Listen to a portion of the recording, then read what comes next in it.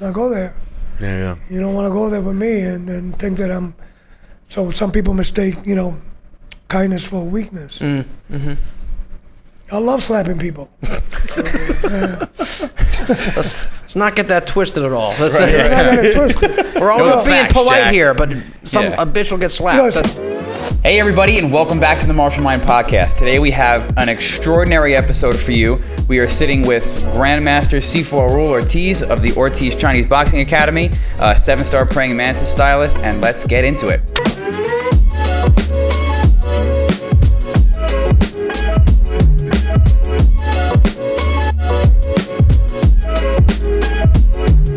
So, Sifu Raul, thank you very much for joining us. I've been very privileged to have you as one of my teacher's teachers and to be able to work so closely with you, as it's a privilege that not many people have, and we've all gotten to learn directly from you. And we thank you very much for all the knowledge and time and energy that you've put into us, even though we're not your direct students or direct lineage. So I really, really appreciate that. Thank you for sitting with us today, and I wanted to start by asking you, when did you get into the martial arts and how long have you been doing it? Well, first of all, I want to say thank you guys for giving me this privilege and interviewing me, and it's a pleasure training you guys. Thank you very much. Thank you very much. Well, the way I started with martial arts was I was 9 years old watching the Green Hornet and wanted to be Kato. And the funny part is that, here in the United States, it was always Green Hornet and Kato, but yet all over around the world it was Kato and the Green Hornet. Oh, wow. Everybody wanted to be Kato, no one wanted to be the Green Hornet. And so being a little kid growing up in the Bronx, constantly having to wait for a school bus, I was like, this is what I want to learn. Mm-hmm. And that was my first introduction to Kung Fu. So what decade was this? Was this the... In the 60s. In the 60s? Yes. So what was the Bronx like? Well, the Bronx really hasn't changed much, man. So it's, when people say, oh my God, things have changed. Not really. It's just that we have social media now that's so instant. You have a phone and you can film stuff and people think that crime is worse. But crime is always the same way. The only difference was that, back in those days growing up, being Hispanic, we were going through the same thing that the blacks were going through, being prejudiced upon, because you were Hispanic, yet here you are, U.S. citizen, and having to fight with the kids in the blocks because, the black kids and the Hispanic kids didn't really come together until Martin Luther King died. After that, then people said, we're fighting for the same cause. Mm-hmm. And then most, blacks and Hispanics started getting along a lot better. And, just learning how to defend myself. That's why I wanted to learn how to. Was martial arts and martial arts schools, were they very prevalent in the Bronx? Was it kind of diamond in the rough trying to find a martial arts school, or what was that landscape like? I never saw a martial arts school in the Bronx. They were around, but you had to know where to go. And so my introduction to martial art was, we had a neighbor that was Chinese, and I was friends. We went to the same school, and they were doing Kung Fu. And that's how I started with Kung Fu. And was that a Mantis school? No, it was actually Shaolin, 5 Animals. Oh, okay. Stuff like that. That was my first style that I started with. And I stayed onto that style until I was 18, graduated, went to college. The funny part is that when I was in high school, there were people actually that were doing praying mantis. And they were trying to show me the praying mantis. I was like, I don't want that cockroach stuff, and all that bug stuff. It just didn't make sense to me at the time. I was more into the Shaolin, the dragon, the tiger, that type of martial arts. Sure. And to a bug. and it wasn't until I went to college, when I come back out, that I met my first Mantis instructor, Sifu Keller. And when I saw him do Mantis, I remember asking, what style is this? And he goes, it's praying mantis. And I go, you sure? He goes, yeah, I'm sure. Are you sure? I was upset because of the fact that I had never seen mantis like that. And I was thinking, wow, I let all these years go by. I wasted my time. Now, what was for you, in that moment, seeing true praying mantis, what stood out to you? Or what was that, oh shit, what? Was there something that you saw that you saw that was either lacking in what you were doing, or something that just was different? Well, So, growing up in the Bronx and in the 5 boroughs, for my time, we were able to share with a lot of different people, no matter what discipline you were. You would get together in the park, and it didn't matter if they were karate or whatever it was. You didn't have too many kung fu guys in the Bronx. There was a lot more karate people. But when I saw Sifu Ken, it was actually the first time that I actually saw somebody spark classical. Like, when we say classical, we all think about the Kung Fu theater, how people fight in the movies. It wasn't like that, but it looked like that a little bit. But very, what do you call it? The agility was good, the fluidity was great, the speed, and then it was very applicable. I mean, they can back up everything that they were doing. Sweeping me, locking me, throwing me. And I'm like, wow, I never experienced this before. It was more, like kickboxing. You spar or point fighting. That's how most people got together to spar back in those days. But now you're fighting with somebody, he's actually using the style. It was actually the first time I ever saw anyone in Kung Fu use their style. Interesting. Right. And was this something where when you first saw him, was he, I guess in setting the scene, like how did you get introduced to him, or what was he? Did you see him training somewhere, or what was the? Great question. I have an uncle that lived in Portchester, and I was still living in the Bronx. So on the weekends I would go out and hang out with him. Sure. And then I always took my uniform with me because I always said, I'm sure I'm going to be somebody that does martial arts. We can go in the park and train. Very cool. It so happens that one day, I'm sitting down on the stairs, and my uncle looks at me. He goes like, "What's the matter?" I go like, "I'm so bored." He goes, "There's a community center here that they do Taekwondo."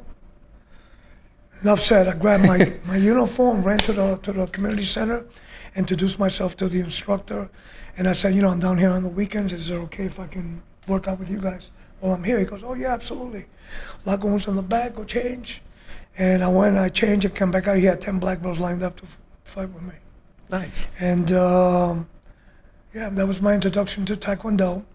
And then after about a year of just going there and hanging out with them, he tells me, I got a friend that does Kung Fu.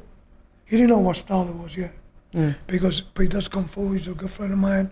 And I looked at him, "How can you hook me up?" And the rest is history. Very nice. Hooked us up, and I got to meet him. He came with 3 students. I became a follower. So a lot of us like to tell stories about how our friends, we first tell them we first started training, like, "Yeah, like, I got a free Kung Fu class this week." Like, "Really? That sounds crazy. Like, tell me about that." So living in the Bronx and then having the upbringing that you had, how did your friends respond to you when you first said that you were going to begin training? Well, the funny part is when I was coming up, we had the gangs, the Savage Skulls were coming up in the Bronx. And a lot of the kids in my neighborhood were members of it. Of course, they wanted me to be a member, but I was like, "No, man, I got other plans." Plans to go. My family was educated, so we had plans to, I'm going to go to college.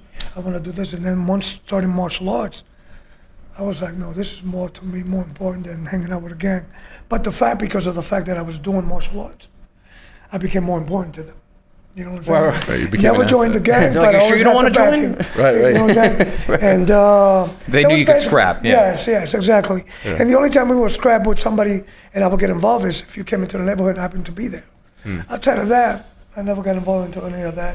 But I always got the respect from them. I respected them also.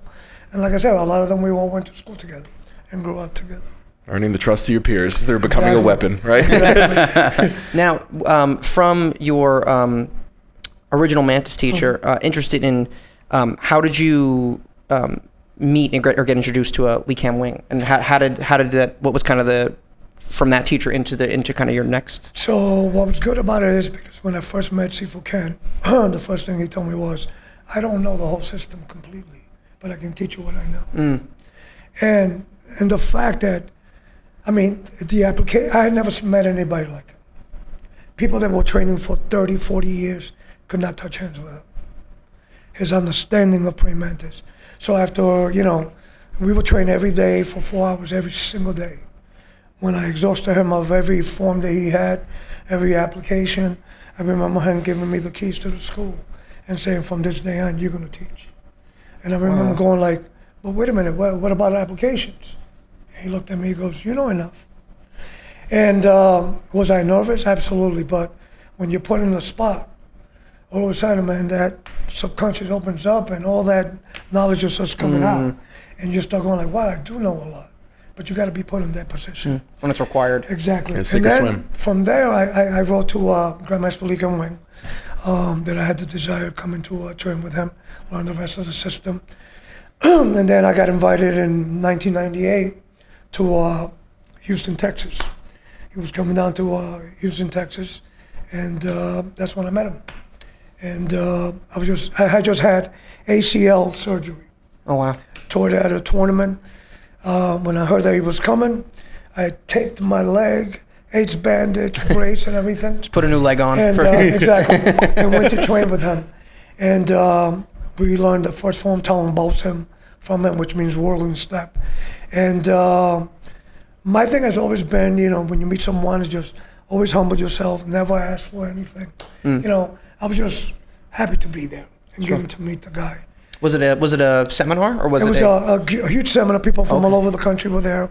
Anybody that was praying mantis was there. Interesting. And it so happens that after coming back to New York, I got a call, and he wanted me to be his representative. So, And it was Sifu Ken. Was he one of his students, or was he? No. Okay. So Sifu Ken actually had trained with a gentleman named Joe Arizuma.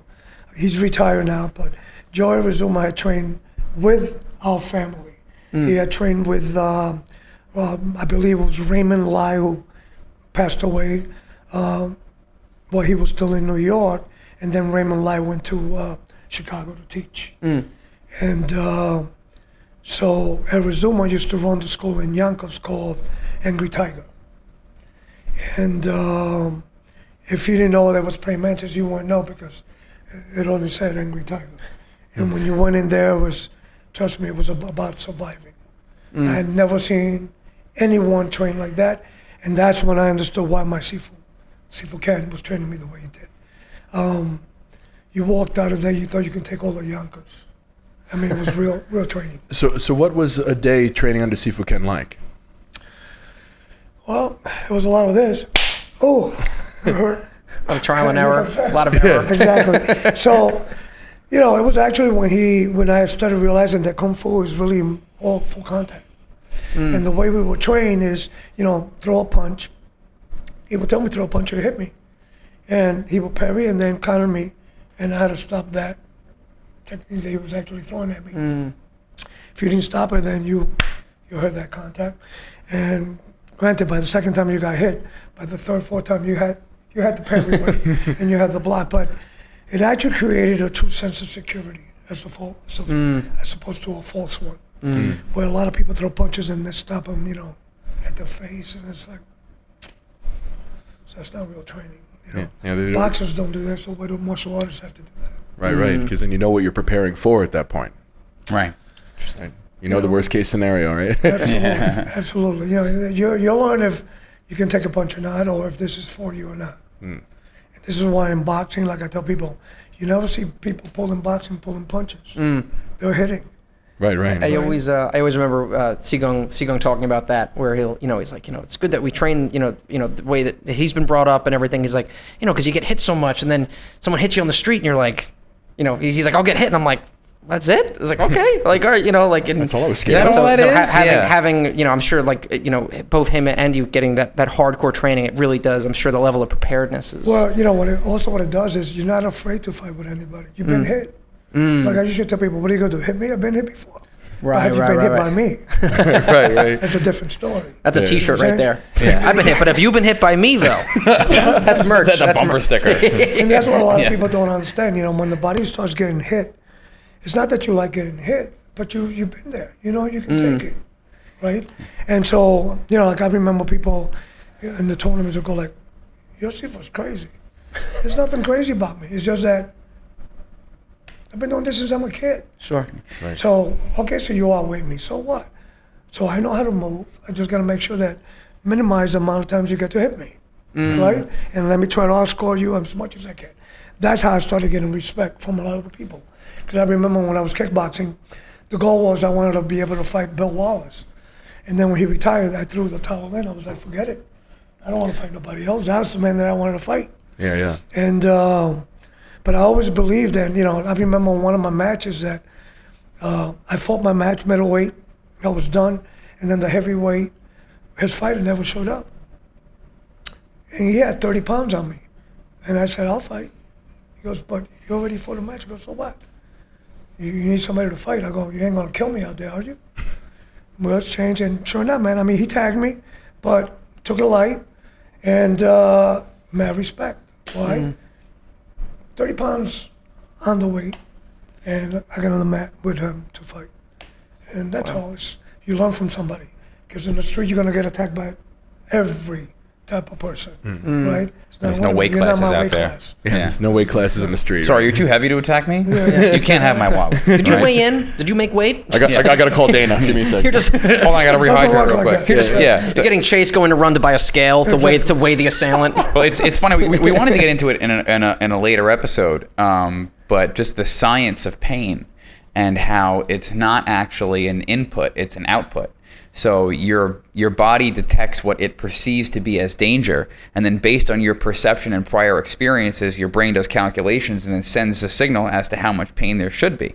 There's an interesting TED Talk with an Australian doctor where he talks about how he walking through the bush, you know, and As Australians do. Yeah, as Australians do, and he hit and a branch hits his leg, and he's like white hot searing pain for a second because he doesn't know what it was, and then he ignores it. It was fine. Next time he's walking through the bush, or a year later, or however much it is, that's happened to him 1,000 times. He doesn't even think about something brushing his ankle anymore, and then something brushes his ankle. It hurts for a second. And he's like, no big deal. Next thing you know, he collapses face down into a river because he got bit by a venomous snake. Ooh. Right? So his brain was no longer processing that input as something painful. And it's the same thing with training, I find. Like, you have people in their proper horse stance and their knees are stretching and their ankle, especially when they started. Like, I started in my 20s, so I was like this when I started. And your ankles hurt. Less pliable. Yeah, I was cardboard essentially. Pear-shaped stiff boy. My ankles and my knees and my hips and everything hurts. And then you have people that like you see them, like the back row, the no sashes, the white sashes, the yellow sashes, and they're shaking and they're hurting. And like, oh, I don't know, my hip today and my shoulder today and my elbow today and my fucking pinky hurts. I can't train today, my pinky. And it's like, it's gonna hurt. Class hurts all the time. It never doesn't hurt. It's like whenever I teach the beginners, I tell them all the time, I'm like, this sucks for me right now. It's just my relationship with that pain and my relationship with this experience is you're looking at a decade of dealing with this, and my brain understands what it's going through. And I feel like it's the same thing with fighting. If you're not training in a way where there's some pain and maybe a little bit of damage here and there, but you're actually applying, you're getting hit, you're really touching hands, you're applying techniques. That's why when we do self-defense on Fridays, like, you got to feel the pain. Right. Sifu Raul walk around with his thumbs out and be like, right, who wants to feel the hook? Like, it's a disservice for both people if you're not. And I think that's what's interesting is I find in my limited experience, the people who stay are the people who have more of the evolution of perspective and perception on training and what pain is and why it's necessary as opposed to being adverse to it. I didn't mean to say that 10 years is a lot or anything like that. It's just no. What it is that the reason why you have different people and how they train martial arts or how some schools are run is that people have awarded martial arts to accommodate everyone. So, listen, when people criticize the McDojos, I get it. They're ranking people very quickly, but what we should be asking ourselves is, how are they getting the people? Why are they getting the people? Right? And learn from that. Now, are they actually learning martial arts? No. Why? Because you just watered it down. You made it very easy for anyone to obtain a black belt. Okay? And again, they're obsessed with, I got to get a black belt. But the black belt is never going to fight for you. Okay? That black belt can be taken away from you. You can be thrown out of that association. And all they did was take the rank away from you or demote you to another rank, but they can't take the knowledge that was given.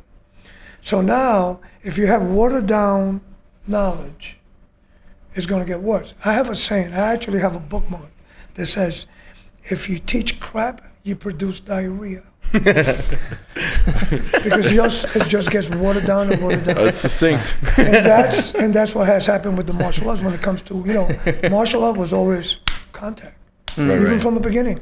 You block hard. You block, always making contact. Now, it's soft. Take it light. Don't touch. Right? And this is why, in 1986, I competed in the knockdown. is Kyokushin. And the only reason why I competed in it, because if you ever watch the Fighting Black Kings, two of the guys in that documentary were friends of mine. They're no longer with us any longer, but what got me upset was, out of all of China, you pull out the worst Wing Chun guys. These guys are fighting Kyokushin people. They're just blasting you with reverse punches in the chest, and they're slapping. And I'm sitting here watching this documentary, just, oh my God, I want to hide and crawl out of the theater, right? Because that's what people are going to think what Kung Fu is.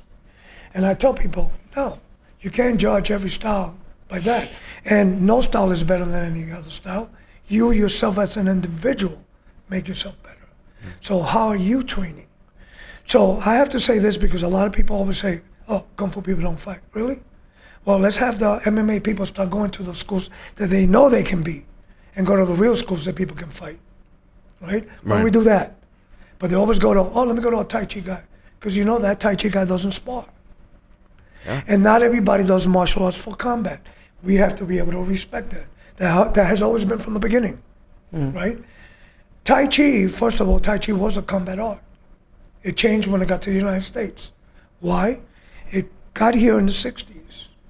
What's happening in the 60s? We got the Vietnam War. Peace and love. Exactly. So now you have all these hippies, right, smoking weed. Last thing they want to hear is somebody fighting. So it's just not cool, man. So now the Very Asian cool. teachers that were here, they get hip. You know, we can offer this and just stick to the health aspect of it. Oh, yeah, sorry. It took off, right? But there are a few Tai Chi people that can fight. I know a few of them, and they bang. I've seen some videos of some, like there was one guy from the Chen village, and he is throwing people, like 260-pound wrestler, and he's throwing him around the room. Absolutely. It's the power generation's nuts. And again, if you're not teaching Tai Chi as a combat art, then you're not going to be a fighter. If you're just teaching as a holistic health, then that's all you're going to get, and that's cool. Yeah. There's nothing wrong with that. But tell that to your students. Right? Right. Also, when it comes to like self-defense, see a lot of people teach self-defense, and it's not that what they're teaching is wrong. Is that, have you ever had a street fight? Because if you've never had a street fight, then where's the psychological aspect of that combat? All you're teaching is theory. To yours, theory. Everything you've done has been inside the school. So even if you fight here full contact, it's still safe, control. But it's better than not having full contact. Right. Because at least the body gets used to take those shots. You know what I'm saying? You know how many shots you can take yourself. Right. And that's what's important about training martial arts, keeping it real. Right. So now I wanted to ask, what was your training with Lee Kum Wing like? Because I know that there was there a brick and mortar school that you would attend of his, or? So when I went to I had a lot of forms. And there's 85 forms in our system, plus 10 closed-door forms. Wow. And those 10 closed-door forms, you never teach it to anyone else but the people you choose as a closed-door disciple. They have to be with you for 20 years before you teach them that form. Wow. Because if you got somebody that's been with you for 20 years, what are the chances that they're going to betray you? It's very slim. Right. It's a long game. That's quite the long game. Their life to you. So yes, you teach that. And you never perform those in public. The reason for that is, you might get a student that says, the bridges get too big for him. And all of a sudden he wants to challenge you. And so then that's where that saying comes in, you know what I taught you, not what I know. Right. And I have those 10 things that I'm going to... Knowing who that's coming from, it's a scary sentence. Yeah, that's a horrifying sentence. Training with Sifu. Got a little scared. Sifu has a school in Hong Kong, and basically his school also serves as part of the association for the Hong Kong Northern Southern Federation. So there's a lot of people that teach out of his school and things like that. So when we go down there, he has evening schools for people to come for class. When I go with my students, I usually go there for like 12 days. We try to go for the tournament to compete internationally. And then we have 12 days of him just giving us private classes, me and my group. Wow. We'll train up on the roof for 4 hours, and it's hard training. Sometimes also we'll go, some of my guys want to test with him also.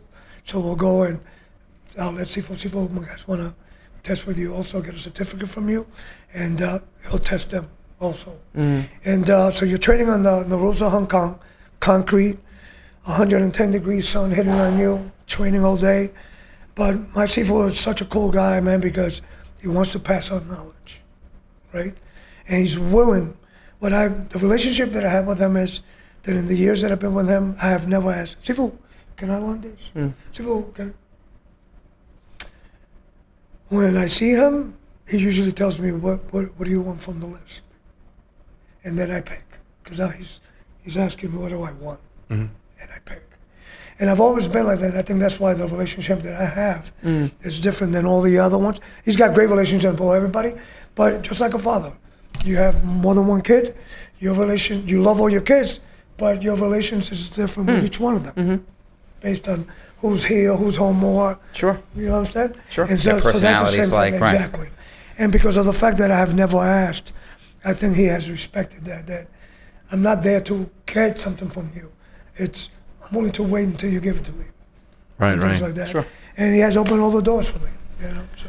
Very interesting. Yeah, that's very that's remarkable. definitely again, one of those things that I think is more specific to a traditional martial arts setting of that, again, and that's kind of some of the illiteracy of not understanding the dynamic of gym culture versus more traditional kung fu culture. Absolutely. Whereas I remember the only time I think we've spoken about this, where I think it was we were having a demonstration team class on Saturdays for the demonstration team, and Sifu Lloyd was teaching me Lohan stance form, like one of the first 4 or 5 forms that you learn, and I was like a Bucky, Wu Chuan. Yellow, Wu Chuan, and it was like a yellow sash, and I was like, all right, cool.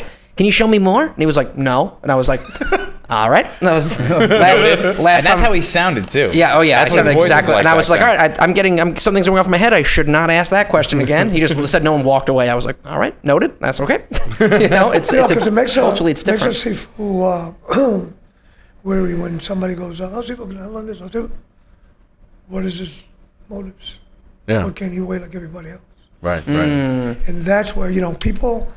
That's a good point. My way of teaching is different than some people, and that's why I usually try to tell other instructors, don't prostitute yourself when it comes to teaching. And what do I mean by that? Don't give something to somebody just because you want to keep him. If he wants to leave, open the door, let him go. A true student will come and be patient, right? And my way of teaching is, most people think that they know Kung Fu because they know how to do a form. No, I can take a dancer and teach her the same form. Very and true. She will never understand what she's doing, right? So doing a form doesn't make you a Kung Fu or martial artist. No, you just know how to do a routine. Now is in the routine, the artistic part comes where postures have to be correct, right? The martial aspect comes in how to apply the techniques, the mechanics, and how to use so the technique works properly, right? I'm constantly telling my students, don't sacrifice technique for speed, right? Somebody will see somebody, he's moving fast, they want to move fast, and now when you look at a film, looking at them, all they did was mumbo jumbo. Right? There was nothing there that you can look at and go like, oh my God. Right. And this is how they're going to fight in the street because their ego's taken over. And I'll have people here, and nope, you get it until that's perfect. Because it's like I usually tell people this, especially when I'm teaching the little kids. You know what a Jenga is? Right? They go, oh yeah, Sifu. Okay, so if I taught you another form right now, it would be like playing Jenga. Because that form doesn't look good. Right? So it's going to collapse. And they get it. Right? And all of a sudden they start working good and good foundation. Then you add the other form, right? And it doesn't matter how long it takes. The thing about what most teachers is they want to make black belts right away because they want to go, look how many black belts I have. Yeah, but they all suck. So who cares, right? And it's not about that. Look at these 10 guys that are out of shape. How do you nurture a student? How do you take care of them? Why? Like I got people that have been with me 40 years. Why? Because it's a family. It's never been about me making the money. Do I need the money? Yes, of course. Every instructor needs the money. Sure. Right? Especially if you do this full time. But I'm never going to sell my integrity or who I am as a teacher so that I can make the buck. Because at the end of the day, you are the one who's left to represent me Right. if I die tomorrow. Right. So I got to make sure that whatever you know is perfect. So that when anyone sees you, what you want to hear is this. Who's your teacher, man? So I can go to it. You never want to hear, what school do you go to? Why? I want to make sure I don't go there. Take a different route. Drive around that school. I'm going to change my commute to work. I didn't want to pass that school by. You never want to hear that. And so, I also do personal training, and I love it when my clients go away and they visit another gym, and people come over to them and go, who's ever trained you? He can fight. He goes, because you look like you can fight. All right? And I got clients, 70, 60-year-olds. Sure. And it's about taking your time. And they can't wait to come back and tell me. And you see how proud they are. Because it's like they got a compliment. They look good. So now they start understanding my method. Why I take my time. You should look like you actually are training with somebody that's legit. So just following kind of off of what you're saying, kind of a two-part question. One, what was it like when Sifu Ken, I guess, kind of gave you the keys and was like, all right, you're teaching now. And on top of that, when you started teaching in your first few years of actually teaching and running a school, what did you notice hang-ups with teaching, or kind of, because teaching in itself, even in us in our earlier years of teaching, or seeing how much of a skill set in and of itself it is. So just your experience with that and kind of running a school in the early years. When I first started teaching, oh my God, did I make a lot of mistakes. People quit. And I thought it was because of my workouts. Our workouts were always hard, but it wasn't my workouts. They were quitting because I was putting people to spar too early. They had no technique yet. It was like, I need a class before this class, right? And so I remember sitting down with somebody that was actually making very good money. We didn't get along in the martial arts world, but I'm the type of person that when I know someone is savvy at something, I can kowtow to that person and put our differences to the side. Teach me that. And it's so funny because I remember calling this person. He goes, but why would you want me to help you? We don't get along. I go, because you're making money. And I want to learn how to make the money. And I'm willing to put that to the side. He goes, I can respect that. And so, we got together, and the first question that he asked me was, who do you dedicate your classes to? And I said, to my advanced class, my advanced guys. He goes, wrong. He goes, you got to dedicate the class to all the beginners and have a special class for the advanced guys. And so I was like, I never thought of that. The minute I implemented that, within that same day, implemented it, people started staying. I've never lost another student since then. And I was able to retain more.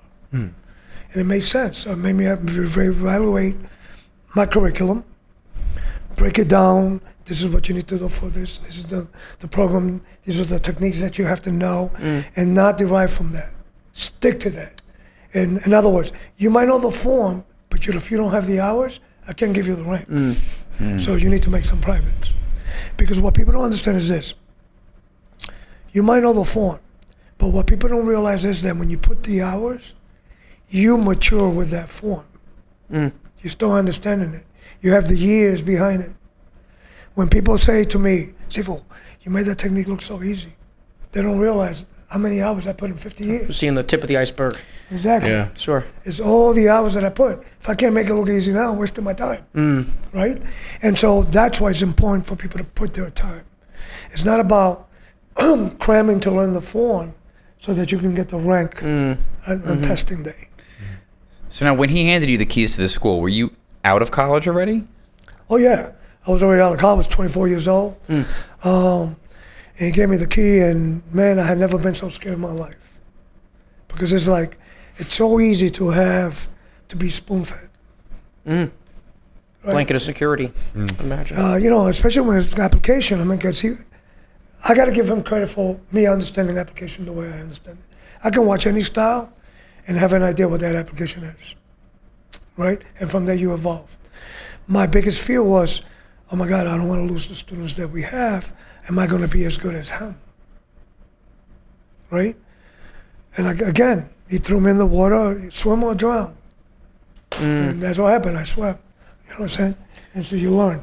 You learn from years go by watching other people teach. Right? I had joined a few professional associations like NEMAC. It was the Northeastern Martial Arts Conference. They actually taught me how to run my school professionally. And what happens with a lot of people, when people say, you use contracts? Yes, we do use contracts. Oh, I can't join the school. Let me ask you, sir, you a member of a gym? Yeah, then you have a contract. There's no gym. There's not one gym that doesn't use a contract. Just come in whenever. It makes sense. Sure. And so what people don't understand is this. I will tell people, because they will ask me, well, how do I know you're going to be here a year from now? Well, if you don't sign this contract, I definitely won't be here a year from now. Sure. But if you sign it, you're going to keep me here a year from now. Right. I go, this is not only you signing the contract, but it's an incentive for whoever signs it to come to class. You're paying for it. So you might as well come. It's not like a gym. A gym, I was general manager for Holy Fitness. I opened the one here in New Hyde Park for the personal training department. Statistic is 85% of the people quit within the first 3 months. It's a psychotic So that's statistic. why gyms sell a lot of memberships. Yeah. But here, you might get that. You also have to look at it like that. You might get people that might quit. Sure. So how do you make it so that they don't quit? I don't give free classes. What I do is you pay for the intro. Make it worthwhile. Because when you give somebody a free class, some people give you a week. You got 5 days for them to tell you no. Not only that, they can come in and they can come into a basic class and not see good technicians. It could be a class that these people just started this week. It makes the instructor look bad, right? So what I do is I go, why don't you buy my month introductory? And I give you an extra month if you buy it, right? So now they get 2 months for $99. They buy the uniform. In 2 months, they get to see the advanced people, intermediate, and the beginners. And they're participating in all those classes. Oh, wow. Now you can make a choice if this is a school for you or not. Interesting. Start 1 week, it's not going to do anything for anyone. One class, definitely, is not going to do anything for you. I also interested too, kind of just continuing with teaching, with especially me and Ed being, having a few years of teaching under our belts, but especially me recently becoming a Black Sash, it has become more emphasized to me, or I'm emphasizing it more to myself in watching how my teachers relay information and how they teach technique, and how especially on a Friday class we'll have tactical combats, we're doing self-defense, or if a throw doesn't work or something and they're like, Lao, sure, why isn't this working? And I'm trying to, and I'll explain it, and then one of the other Sifus will come over and I'll really listen to how they explain it. Now bouncing off of that, for you, did you have a natural aptitude for teaching and in the art of teaching and relaying the techniques in a way to beginners, or was that something that kind of came over time for you? I'm a ham. I like to be in front of people. I never fear being in front of people. I grew up religious, singing in quartets, so we were always exposed to people and stuff like that, playing instruments. Excuse me. But like I said, it was just watching different people teach, how they articulated the information to other people. So you start taking notes like that. And the more I taught, the better I got into learning how to explain things. But what really opened my eye was when I visited one of my friends at his school, and they were teaching a blind person. Wow. That I was so intrigued by that, because here's the instructor explaining and the blind student actually doing exactly what the instructor was saying. That's crazy. So it That's made me, and remarkable. so now what I told my guys is this: when you explain something to someone, think about if they were blind. How would they understand what you're saying? Right. Right? That's Because sometimes we take something, we complicate it too much. Trying to make it, what do you call it, too educated, No, Yeah. simple. Simplicity makes it easier for somebody to understand. That's true. But the more you teach, like when my guys get the Black Sash, I make them teach classes, either the kids class or this, because the more you teach, the better you get. Sure. And Absolutely. you can't get, we were just watching a podcast and they were interviewing Nathan Ingram, and he's getting attacked by a lot of stupid people that are jealous. And I made a comment, and I said, not every black belt is meant to be a teacher. It's or fair. to pass on the knowledge to someone else. Teaching takes somebody special, right? This is why, the teachers become teachers at public schools. Those are special people that care. They took that job because they actually care, Absolutely. right? And so when you want to be a Sifu, you have to care for what you do. It's not about you. It's about, can you relay the information and the benefits you got to that next generation? Because they're looking at you with all that trust, right? Big responsibility. Giving you the hand, leave me. And that's why I always look at my guys, I go, for all the years that you've been with me, I have never led you guys in the wrong path. And I never will. Right? And that's why the teacher and the students have to be honest with themselves. Right? You can go to school and what I do is this. If black sashes are from, I take your guys' school. I know your Sifu since he was 16 years old, right? So he's almost like he's not that young, but yeah, he could be like a son, right? Or a younger brother. I've seen him grow. I've seen students come and go, and I've seen him evolve, improve, to become better, right? And why? Because he surrounds himself with people like myself and other people that believe in the same way that he does. We're martial artists, we're warriors. We don't play with our Kung Fu. Kung Fu is no child's play. This is hands-on, especially praying mantis, And so whatever style you teach, you have to be honest with the person. Be truthful. When I say truthful, you can tell somebody the truth without insulting them, because you don't want to hurt somebody's feeling, but you also want to bust a little bubble. Because I remember having students that call them hot dogs. And the hot dog student was the one that was very agile, had the natural ability, right? But never came to class. Showed up when the latest movie came out. And then you have the one who's struggling. I'd rather take that one. By the time I'm done, he's going to kick that hot dog's ass. Right? Because he's in class, he's understanding, he's spending the time, and the other guy's only coming when he feels like it. That's the old, I think it's a Michael Jordan quote, hard work beats talent when talent doesn't work hard. There you go. That's it. Yeah.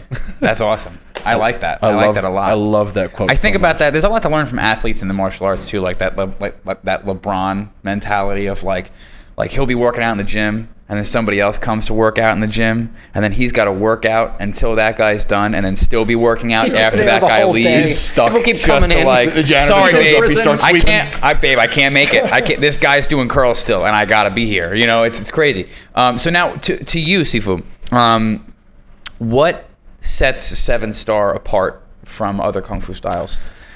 So, not only 7-star, but praying mantis. What sets praying mantis apart from other styles? In Kung Fu, praying mantis is taught as the highest level of Kung Fu.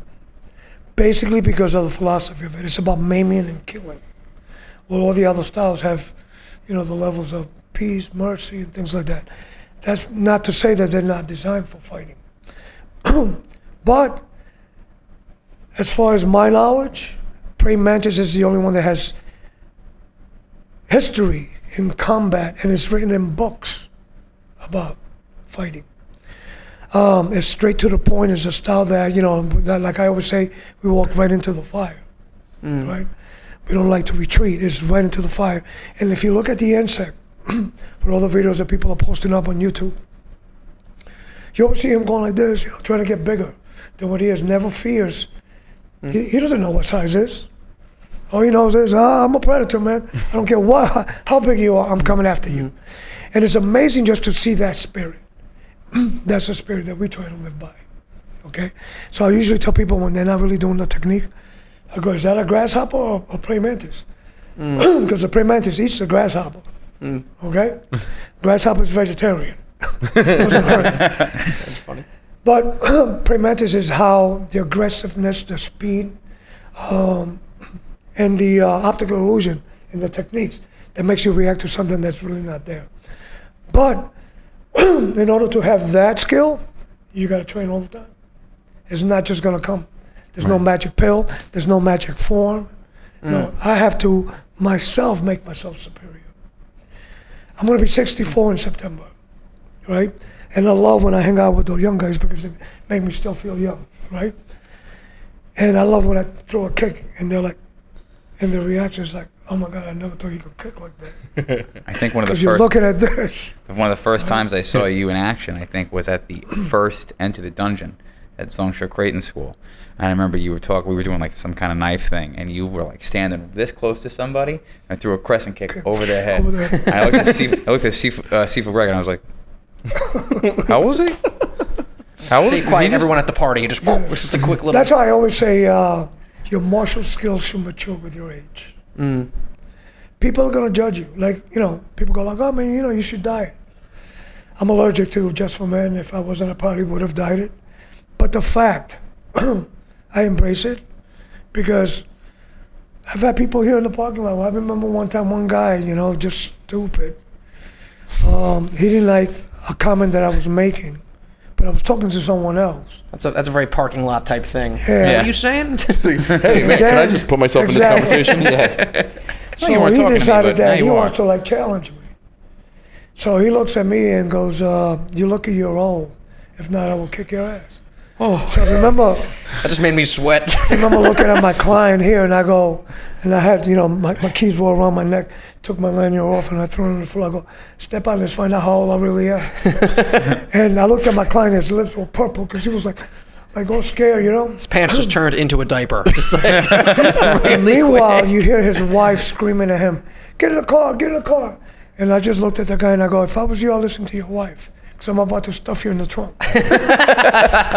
So he got put in you the in the car. wheel well. And so what had happened was his wife used to be a client of mine. Oh my kickboxing. God. Oh, so she knew. She had hired me to get her in shape for her wedding, doing kickboxing. But I have a policy. If you miss, I got to charge you for that. You got to call me within 24 hours so that I can always put somebody. Sure. So by the third time that she had done that, I dropped her. I Yeah. go, that's it, we're done. Find yourself somebody else. Nobody's going to get me in shape on time. I go, I need to get paid. And every time that we have this discussion, you give me a hard time. And so that's what happened. It was her husband, and he told him, skinny guy, not to mean that doesn't mean anything. But it's like, you looking at this? Okay, puppy. And so that's why I embrace it. I never underestimate anybody. This is what I always tell people. An old tiger is still a tiger. So 100%. never fall asleep on that. Oh You know yeah. what I'm saying?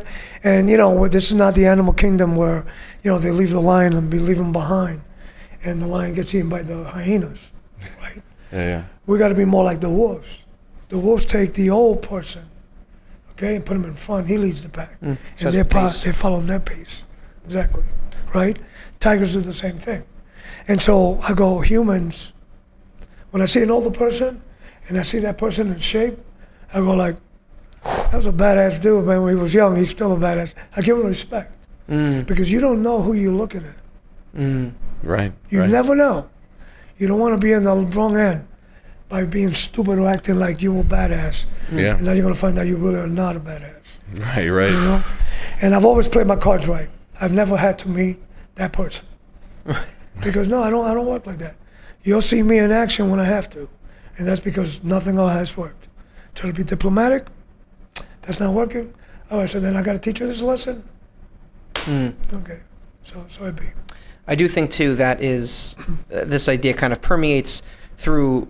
I'm assuming good kind of more modern gyms, and also very prevalent in high quality traditional martial arts is the respect and traditional culture that comes with, again, internally humbling yourself, being open to learning, and also just kind of knowing what you're doing in the sense of the violence of it, and that kind of taming you to be socially more respectful and especially again to our seniors and to our teachers and even to each other to be, that I've just noticed that, especially in getting to interact with, of course, more of your students and being able to to actually, because again, in our kind of small circle, there's only so many other students that we get to interact with, and luckily, Exactly. your school is one of them. But that level of respect and being open to learning and teaching and just humbleness, I think, is something that just permeates kind of our sphere of what we do, which I'm very grateful for. I think it's key probably to what Sifu never wants to be embarrassed by his students.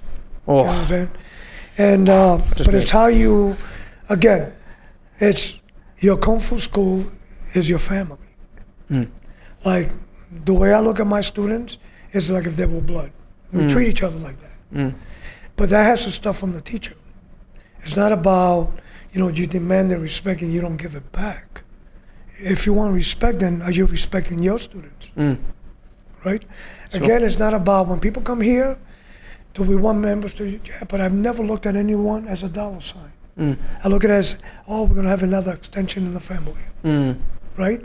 And now we work and nurture this person to hopefully, and I love it because we have one new student that he's been here over 4 months. And the first thing that he said was, I love the family atmosphere here. He goes, that's why I want to join. And so that to me means a lot more than, I love the Kung Fu, the way you guys, because you can get that anywhere. But if you're not getting that, and like I tell a lot of the instructors, your Kung Fu school is your safe haven. A lot of people are either single parents or lost their mate, right? Whatever reason, they should be able to come to the school and feel safe here. Whatever problems they have, let that out the door. This is when they come here to rejuvenate themselves again, get that extra energy so they can deal with life again the next day, right? And so you should always make it a place that's the way they should feel, not a place like, it's cold. I've been to places like that. I got invited to a school, I don't mention names, but I got invited to the school, and the person that I'm with, I'm like, how long are we going to be here, man? He goes, what's up? And I go, the spirit here is not good. I'm going, it's actually telling me that I got to leave. And I had to actually literally walk outside for a little bit and then come back inside. And it was still the same. And it was because it was the people that weren't in there. They were hypocrites. And hypocrisy, you can feel the aura, man. When people talk about aura, that's not a lie.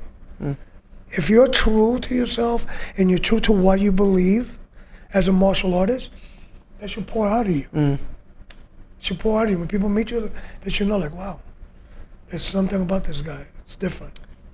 Right? Very true. But the person who's not true, he flip-flops. One day he's the Buddha, and the next day he's like the devil. Like, what the hell, man? Which one are you? Right? So you have to find that medium. But that only comes when you are true to yourself, And because that's my personality. When I got to go ape on somebody, it's my character now, man. You let's not go there. Yeah. You don't want to go there with me and think that I'm, so some people mistake, kindness for weakness. I love slapping people. Let's not get that twisted at all. I got it twisted. We're all No being facts, polite Jack. here, but a bitch will get slapped. It's funny because, most people, when you hear people say, what did you do martial arts for? Most people say, I was a sick child. Right. I wasn't sick. I wanted to learn how to fight. And I was tired of getting, waiting in the corners, fighting with the kids. I remember coming home and my mother would spank me. And I'll look at her, you don't get it. You're not the one standing in the corner trying to protect your siblings. So the more you hit me, the more I'm going to fight. And Kung Fu was actually what calmed me down because now it was, oh my God, I can actually hurt somebody. Oh, wow. You start realizing I can actually hurt somebody before. You don't know that. You just throw punches. You hit somebody that fall back and die. Sure. But you don't know that. Yeah, and But kids now as are a martial bouncy. artist, you do know. And that's why people have to. I remember one time one parent asking me, why was her son not learning what the black belts were learning? Because he was a junior black belt. So I looked at her, I go, It's a very mom question. your son is 7 years old. I go, the Your son only hasn't reason been born yet. the only reason he's got a junior black sash is because he started here at 4. But he's not even like a green sash in real life. I go, So you think that he can handle that type of technique? He'll go to school and kill somebody. Yeah. And I told her just like that. She was like, "Oh, I didn't think about it like that." I go, This isn't Little League baseball. No. This No. is Right. this is And serious "This is stuff. martial arts." Yeah, we have that conversation with the kids all the time. Like, hey, Yeah. we will kick you out of the school immediately if we hear you use this Not for in- anything other than defending Self-defense. yourself. Yeah, that's very. Yeah, exactly. Yeah, it's because even too. I mean, we've seen again so many times where we'll do, because on Fridays for the kids too will be kind of same thing, fighting technique, self-defense, and then some sparring for the advanced, for the more for the higher sashes. But even stuff of we try to pair them up when they're doing self-defense, similar body size and body type. But I mean, there's times where we have a kid who's working with someone, and one of the kids is a little bigger, and even just coming over with an arm bar or something, and they'll just throw the kid, or and you see how easy the kid's like, ooh, and it's like that's what we're saying. You guys have to be, because again, Practice control. absolutely. Even like the other day with sparring, like we had two of the kids, and I'm trying to teach them how to spar. I'm trying to get them competition ready, and so they know what they're doing. And one of the kids, he's like a year older. He's got more refined motor skills, and he's got long legs. He's got good kicks, especially for his age. And he just liver shot to this other little kid, and the kid just like a bag of potatoes just hits the floor, starts crying, and I'm like, up, put your gloves up, dry your face. Are you good? You standing? You all right? Anything broken? Can you move? And he's like, I'm okay. And I go to the kid, I'm like, kick. And he kicks, and I'm like, it's a good kick. Too hard. You gotta respect the people that you're fighting with. I'm like, it's a good kick, but I like that you can kick that hard, but know when to kick that hard. Exactly. And that's the thing we've been seeing too. And again, you've been working more with the more advanced kids for sparring, but you see too, even in what I see and what you say, is sometimes where someone will get hit and they're like, when they get angry, and then emotion comes out, and then again, that's really where I feel like it's, and I'm sure you've dealt with this, we're only starting to deal with this responsibility of like, again, you're trained, especially with kids. We spoke about this all the time of, if especially a kid or, God forbid, like a teenage boy who's not disciplined properly can seriously hurt somebody if they're trained. I mean, they're little monsters without training. It's like you give, you sharpen that spear tip, and they'll seriously hurt somebody without even thinking about it. We have it like that. I got two brothers, and I've had to suspend the older brother a couple of times. Oh, from training? From training. Oh, wow. And one was because he also raised his hand to his mother, and that goes. Don't fly. That don't And the fly. punishment will give you an ass whipping, and then throw you out of the school if you were, Wow, that's... an adult, Yeah. or teenager. But he did that, so I suspended him for that.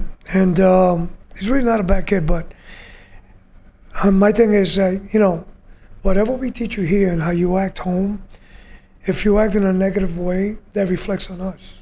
And so every time you do that, you're giving a bad name to our school because you're supposed to become better, right? Especially with your parents. Your parents are sacrificing themselves to make sure you guys get these lessons.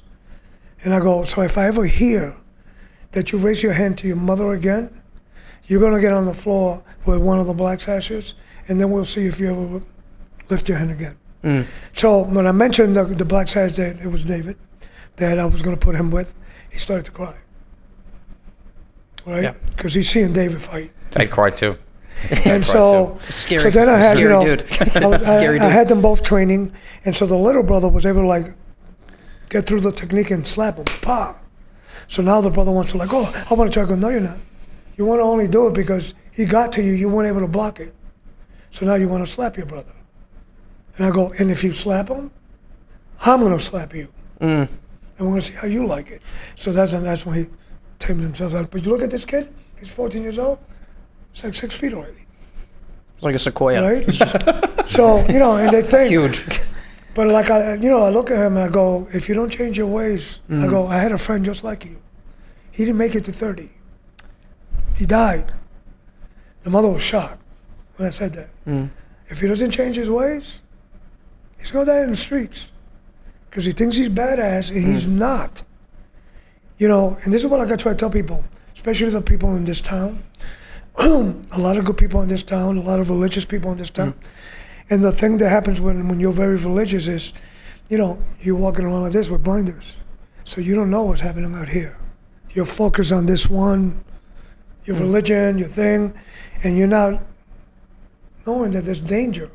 And I tell people, life is different on the other side of the Northern Boulevard.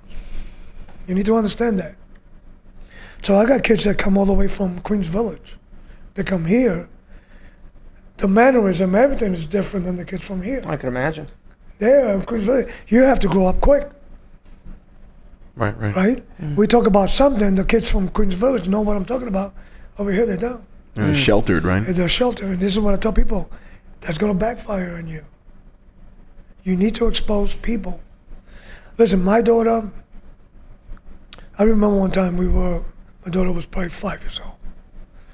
We had finished watching a movie, blah, blah. Okay, mommy, it's time to go to bed. So she goes to bed. And then one of my friends go, Sifu, you let your daughter watch movies like that? I go, yeah. Why not? It's reality. But there was cursing. I go, you think your daughter doesn't curse? I bet you your daughter has a bigger vocabulary than you do when it comes to cursing. I go, but my daughter has learned that we don't use that. So she'll never be culture shocked. So this is an incident that happened to us one day this summer. I'm in my car, I got her in the back seat.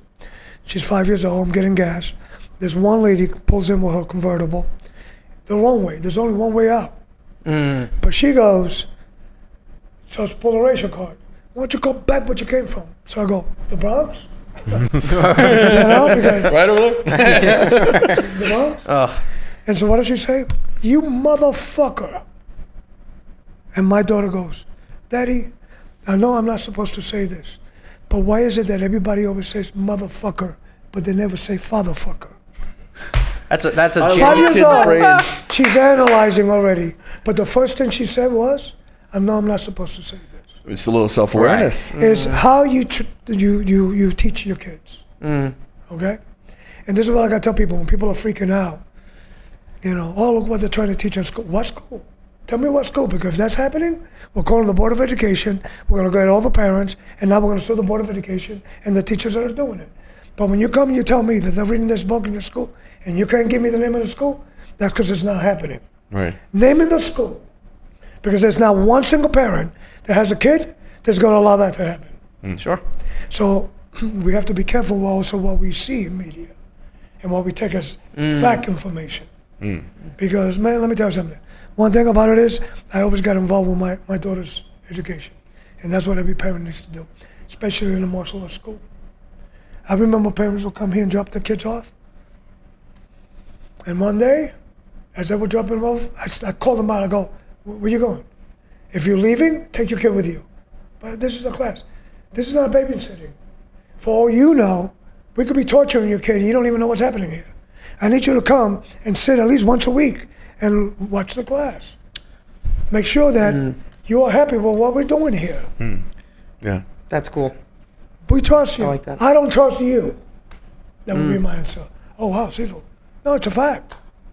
You can say anything. And so if you're not here, Sure. but if you're here, then people see you here, and other people can say, that never happens here. How do you know? Because there's always at least some parents here. And that's the thing that most teachers have to be aware. When I will have to sit in the office with a female student, one of my female black belts in the office with me. Never you, just you and a female. Ever. There's no word, but never had to be sued for that. And I know people that got sued left and right for doing stupid stuff like that. That just angers me. You know what I'm saying? Some people do deserve to go to jail for what they've done.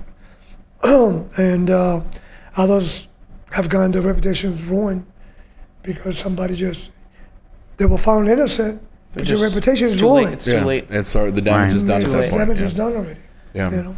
I mean, it's a full contact sport. You know, it's like when we're sparring, putting hands on each other. You know, you're going through drills, you're bumping bodies and stuff. You know, it's easy for that realm to get crossed and for people to get uncomfortable. I have a waiver. My waiver lets you know everything that can happen to you, from being maimed to dying and being paralyzed.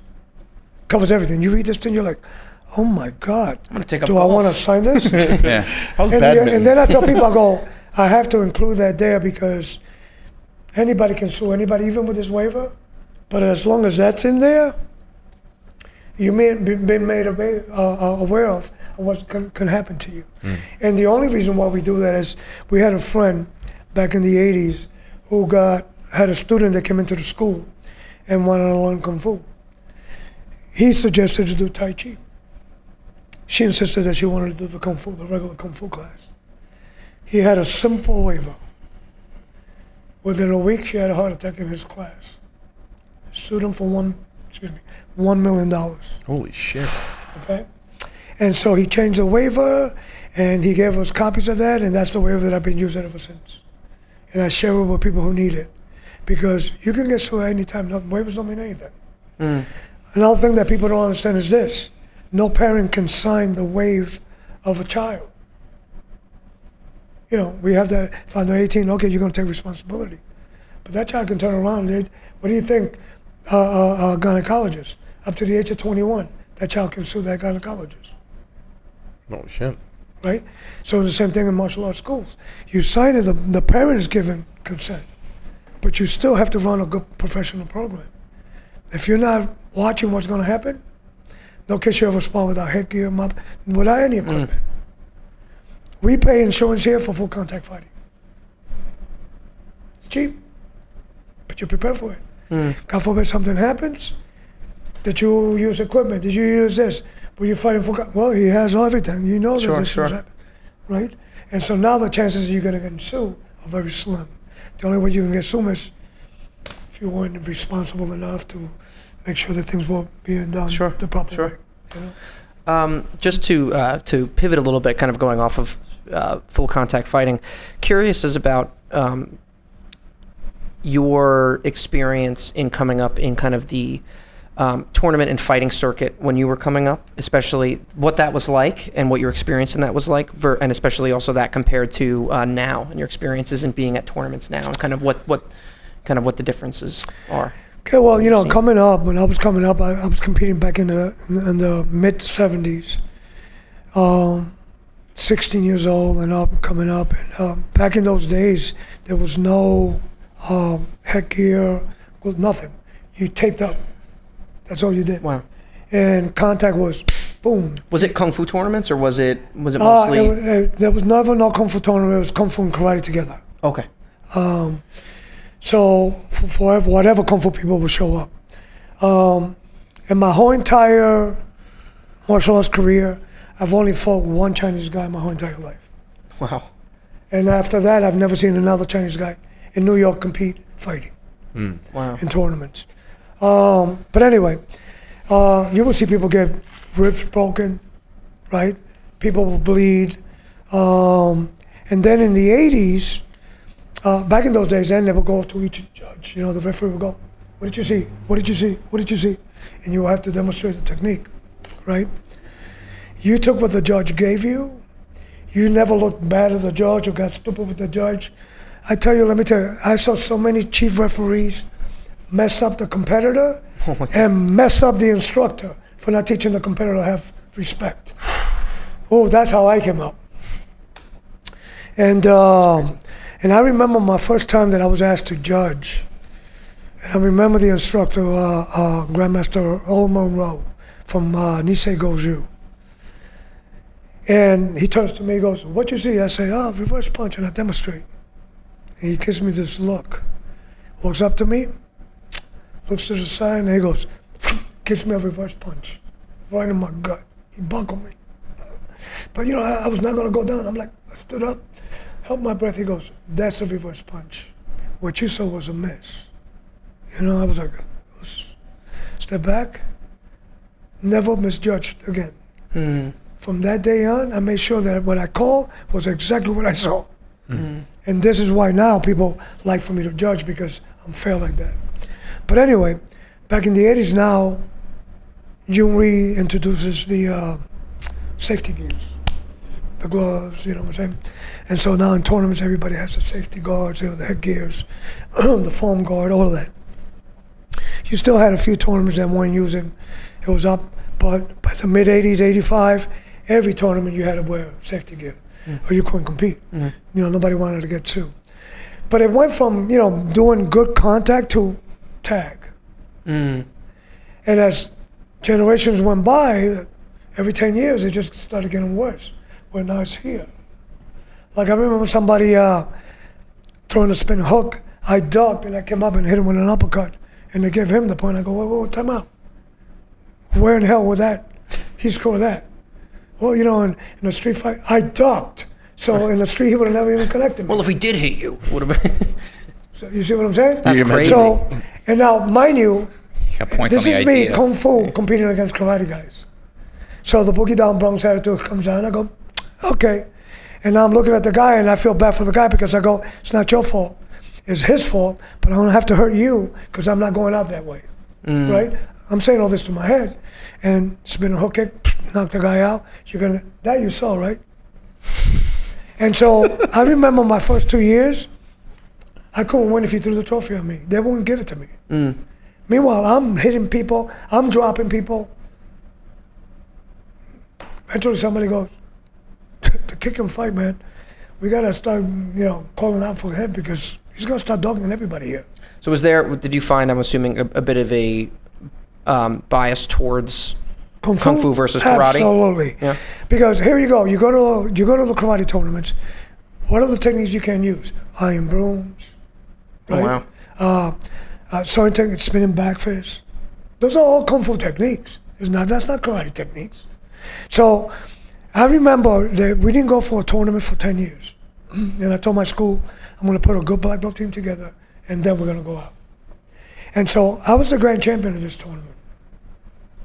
We go 10 years later, and I take the whole team. We got about 20 people. We got warm-up shoes, everything. Looks really good. People are coming up going, wow, Sifu Ortiz, your team looks like, yes. He goes, your team looks so professional, man. They look intimidating. I go, that's the whole purpose, And then they're going, are you competing? I go, nah, I retired. I was competing, but I just wanted to. Shock value of you getting on the floor. Exactly. Surprise. Right. So here we are. I mean, we're taking everything from the Pee-wees, right? Just like dead kids. You fighting kids. So here No we one's have. bodies as far as the eye can see. So in this year, because they know that they don't have any Kung Fu guys, that Kung Fu guys have not been showing up. They have iron brooms, all those sweeping techniques from the, oh my God, everything. So we're like, ooh, we take everything. I take the grand. The funny part is that now we decided to go back the following years. So here we go. For the following year, my guys are fighting, and one guy drops to the floor and throws the technique, beautiful technique from the floor as he's dropping. Boom, hits him in the gut. Judges call. I even got excited, but it says no techniques from the ground, but I let it go because it was a good technique. I liked it. So, okay. But the guy does it again, now they want to give the point again. I go, time out. I go to the chief referee. Says no techniques from the ground, let the first one go. I go, listen, my guys don't mind losing, but don't cheat them. Because if you're gonna go out that way, we're gonna take the house down. So he goes to me, come on, Raul, just let it go. I go, no, I'm not doing that. So I call the promoter, who's a good friend of mine. So he looks at the video, he goes, just let it go for this. I go, no, dude, I haven't been in your tournament for 10 years. It was a reason. I prepared these guys to come to this tournament, and you're gonna cheat us like this? So, okay, then you just told me what I gotta do. We're gonna drop heads. He goes, oh, come on, don't do it. I go, you need this trophy? No, sir. You know what to do? Yes, sir. My guy almost killed him. So now here they are, my guy's hitting him with tied knees, okay? So people are gonna try to separate them, you hear the promoter go, no, let them go for a little bit, right? So now my guy just slams them on the floor. That's when they separated them. So now the group goes, they're in the hallway, and then I hear one of my students, Sifu, the group wants to fight. So I go out to the hallway. I got all my students, there's about 40 of us, in their group. And I'm looking at the guy, I go, you guys want to fight my guys? I go, because we're going to send you home in a body bag. This is not karate. Let's move to like the street division of like the tournament. It's just happening And so in the hallway. now, The Jets and the Sharks. It's just happening in the hallway. just like that. And here you hear, excuse me, is there a teacher? He goes, Sifu, I'm sorry, turns to my guys, I'm going to save your lives today. This is not the school you mess with. these guys will definitely put you in a body bag. So, step back. And everybody got real quiet. My guys will just, Sifu, say the word. I mean, people need to understand that I teach with a mentality of where I came from. I got guys that come from the Bronx. You kidding me? You think that we haven't been challenged? When I was in the Bronx, we were the only kung fu school in the whole entire Bronx. Karate guys will come up. I can imagine just Okay, with the open gi door, over just there. And dojo then walk storming. in through my door and go, we want to fight. And I would hear that, and I would come out of my office and look at my guys, give them a signal, and lock the doors. And we have big locks. So you heard them go, clang. Whoa, what's happening? Well, now you're in my house. now you can't leave. Yeah. Just like You're in my house, you want to fight, we're going to get on the floor. And all of a sudden, their attitude would turn. No, we want to spar. yeah, spar. You didn't say that. We You wanna came sew, to my we wanna house sew. and you said you wanted to fight. So now we're going to teach you a lesson. Man, And I will get on the floor and I go, come on. And I go, trust me, guys. My guys are honorable that if you beat me, they'll open the door and let you go. But you're going to wake up on the side of the building because I'm going to knock your ass out. And then my guys are going to drag you downstairs and put you against the building. When you wake up, you can go home. But then I will look at them and look at the patch. I go, so you're a so-and-so student? And that's when they will freak. Because I thought because I was Kung Fu, I didn't know who their teacher were. How do you think I made my reputation? Was competing against karate guys. Not Kung Fu guys. right. Right? Oh And then my those God. people will never, and the ones that did come, like I remember I had a guy that worked with me on Lineage Hill. Big guy, 6'4".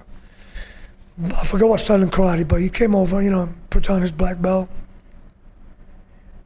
And I put him to spot with one of my yellow sashes. And he looks at me like, a yellow belt? Looked at me and I smiled. Try him.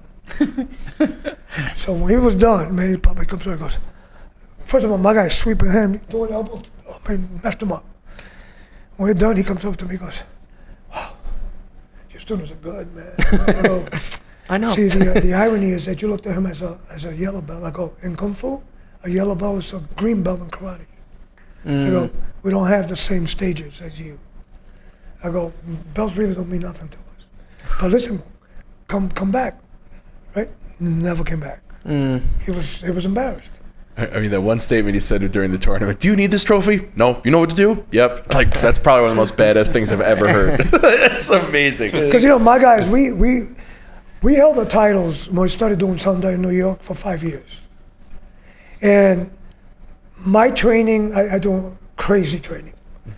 My school, when we were doing the Sunday, my school was on the 4th floor in the Bronx. You know what we used to do? Piggyback. Go down the flights and then come back up. Why? Because for suplexes. So you got to get those legs strong. And I remember when we were actually trying to form the Sunday team to go to Puerto Rico.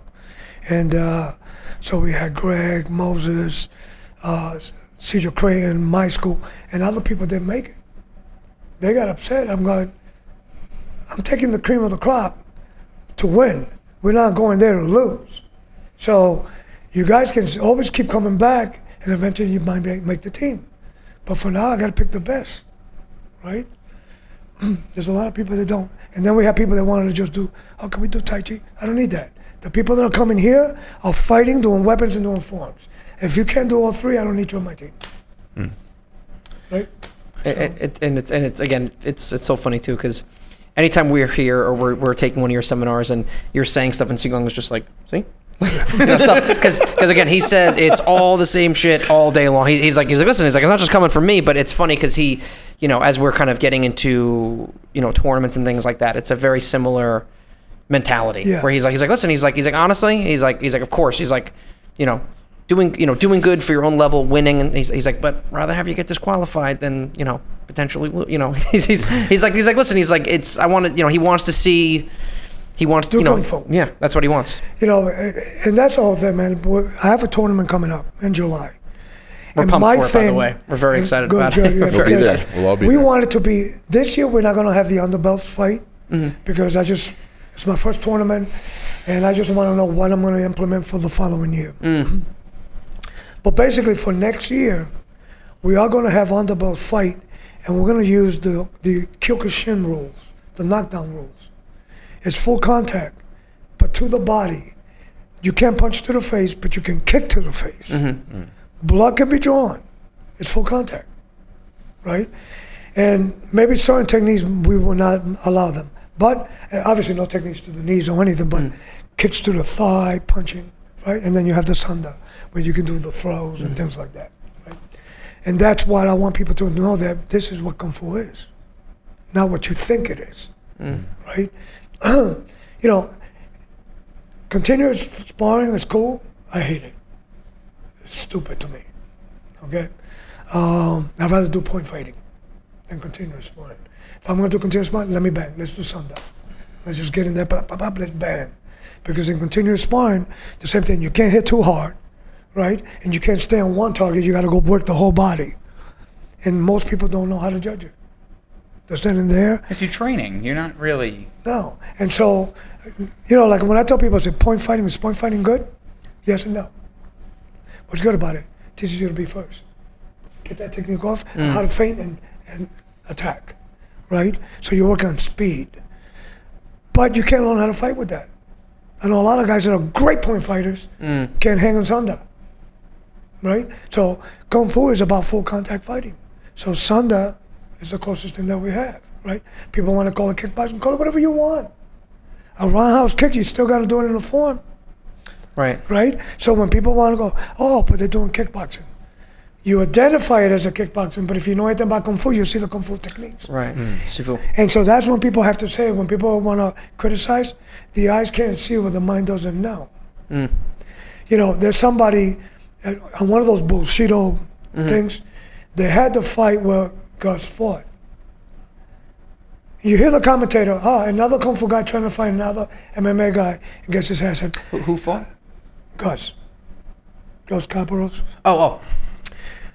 But he's going, another Kung Fu guy trying to fight an MMA guy. I had to jump on that. And I go, you're an asshole. You don't know what the fuck you're talking about. And this is bullshit or is bullshit out. That's what you guys are. Because you know what? He's not fighting another MMA guy. He's fighting a Kung Fu guy. How do I know? I'm the fucking referee. And you're naming the other guy MMA? Fuck you. You'll find that in the whole thing. Okay? And so that's what, listen, is MMA good? Yes, it is. All martial arts are good. Okay? You know how many challenges I got when I came to Long Island and in the Bronx? Shit. I'm not to say that I can never be pinned, but I have not been pinned. You come through that door to challenge me, and I got you 6 feet under already. I'm going boogie down Bronx. You're not coming with that same mentality. It's not easy to choke somebody, especially somebody street-wise like I am, okay? Don't worry about my martial arts. Worry about my street fighting. That's what you got to worry about, okay? Because you're not going to come with that. I already know what you're going to do. And if you think that I have never grappled, think again. I've done shoe wrestling before the Gracie Jiu-Jitsu people were here. And again, I don't put no arts down. They're all good. I teach all my guys, in the street, I'm never going to fight on the ground. But if you get taken to the ground, you need to know what to do. But you don't want to stay there. I worked as a bodyguard for the Hemsleys, and I worked 3 years in the celebrity clubs. Every time somebody went to the ground, all their boys jumped in. Okay? That's how that works. The sales point is this. 85% of the fights wind up at... No, they don't. 65. All the other ones are stand-up. It's like when people go, if you have a gun, you can... You know how many fights have been stopped with a gun? 11%. You know how many fights have been stopped without no guns? 85%. Do you need a gun? No, you don't. Everybody's got the right to have one. Shit, I got one. Right? But it's the lies that people tell people. Right? I carry knives too. So if I have a knife, you come to me, I'm going to pull out my knife and cut you. You know, people want you to use Kung Fu. I am using my Kung Fu. Right? So this Sharper. Yeah. Sharper Kung Fu. Than more to a point than... Right, and related to weapons, this past weekend we had an awesome seminar here for our listeners. We've trained a spear seminar, a 7-star spear seminar, and also a 3-section staff seminar. Same day. was amazing day. And watching those techniques was really just such an incredible experience, let alone getting to learn them. So I wanted to know, when it comes to weapons, what kind of background do you have with weapons? What's your favorite weapon? Just how often do you train them? Okay, well, when I was competing, I competed with the spear and the broadsword. So those are basically the two weapons that I will always do, work them to death. Because if I had to break a tie, then at least I had another weapon to do something with. But I would say my favorite weapon now is the gim. And the blade, you know, all the weapons, I do them all, you know. But if I have to perform, I like to do the gim, you know. So I've won twice in Hong Kong as international Kung Fu champion with the gim. And the gim is a spear, right? Gim is a straight sword. sword. Oh, it's a straight sword. Oh, straight sword. Excuse me. All right, so it's a straight sword. The Sorry. straight sword. I just, The Tai Chi sword, yeah. But Damn it, John. No. one of the I'm pet learning peeves too, that bro. I have with people is that they learn a weapon form, but outside of the form, they don't know how to use the weapon. And I don't get that, because it's like, but you're drilling this, and how do you not know how to use it? And so, all the practice just applications from the form. Okay, what else? Like when we were doing with you guys a couple of applications, just to show you a couple of things, Partner like drills. things like, you know, like when Greg goes, "Oh man, I would have never thought of that one," right? And again, Slice I the go, hand, "I yeah. would have never thought of that one either," because of the fact that how the blade you have is different. yeah, the corner of the spear, My right? blade has a hook Yep. on it that is designed for that. So if it wasn't, I would have never thought of that either. Right. And so, and that's why that saying, the eyes can't see what the mind doesn't know, because with a regular blade, that's not going to work the same way. You have to have a certain type of blade, and spears come different in all types. But the main thing is this: the spear, the staff, the three-sectional, the sticks, all basically is one stick, right? The links just makes it flexible. So what's the most practical weapon for all of us to have? A stick, right? Big old stick. I have a tactical flashlight in my car. I also have a tactical, it looks like a little bat, but it's about this size. But it's for combat. I get out of that, well, where do you got a flashlight for? It's dark. And I want to light in his face so he wouldn't attack me. The first thing that I want people to see is my hands coming up, right? Everybody has a phone. The minute they hear you argue with someone, that phone is going to go up. Let's record. You don't want to be going, you're going to need an army. Right? You're not enough. Yeah. Because now when I hurt you, that's what they're going to use against me. I'm going to jail. Yeah, you instigated, right? They'll say you instigated. So the first thing you want people to see is that your hands are up. And I step away from my purpose. You know? Listen, I'm sorry. I try to humble myself. Right? Listen, I'm sorry. My bad. But I won't say it again.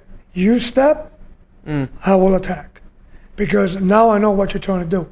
You're trying to use the psychology of fear, or trying to close that gap, talking, and right? While you're standing right there, trying to look at him, tunnel vision, and not noticing what's happening. You move, I attack. They already saw me do this. I didn't go like, come on. And not to say that I haven't done that. I have. It's been stupid when I have. It's just, thank God that it has worked out for me. But never go there. It's always good to diffuse what's happening, right?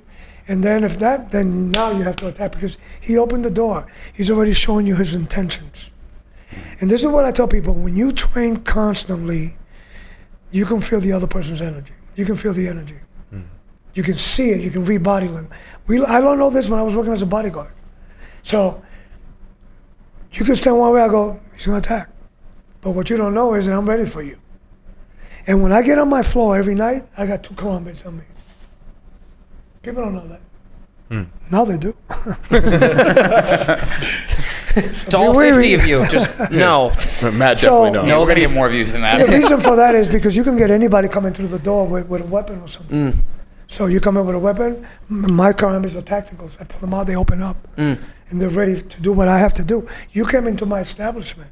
I didn't go looking for it. And I believe in, I'd rather be tried by 12 than carried by 6. That's it right there. Can't do anything for my family if I'm dead. Can't keep my school open. I can't do anything. Right? It's over. I don't look for trouble until trouble troubles me. Right?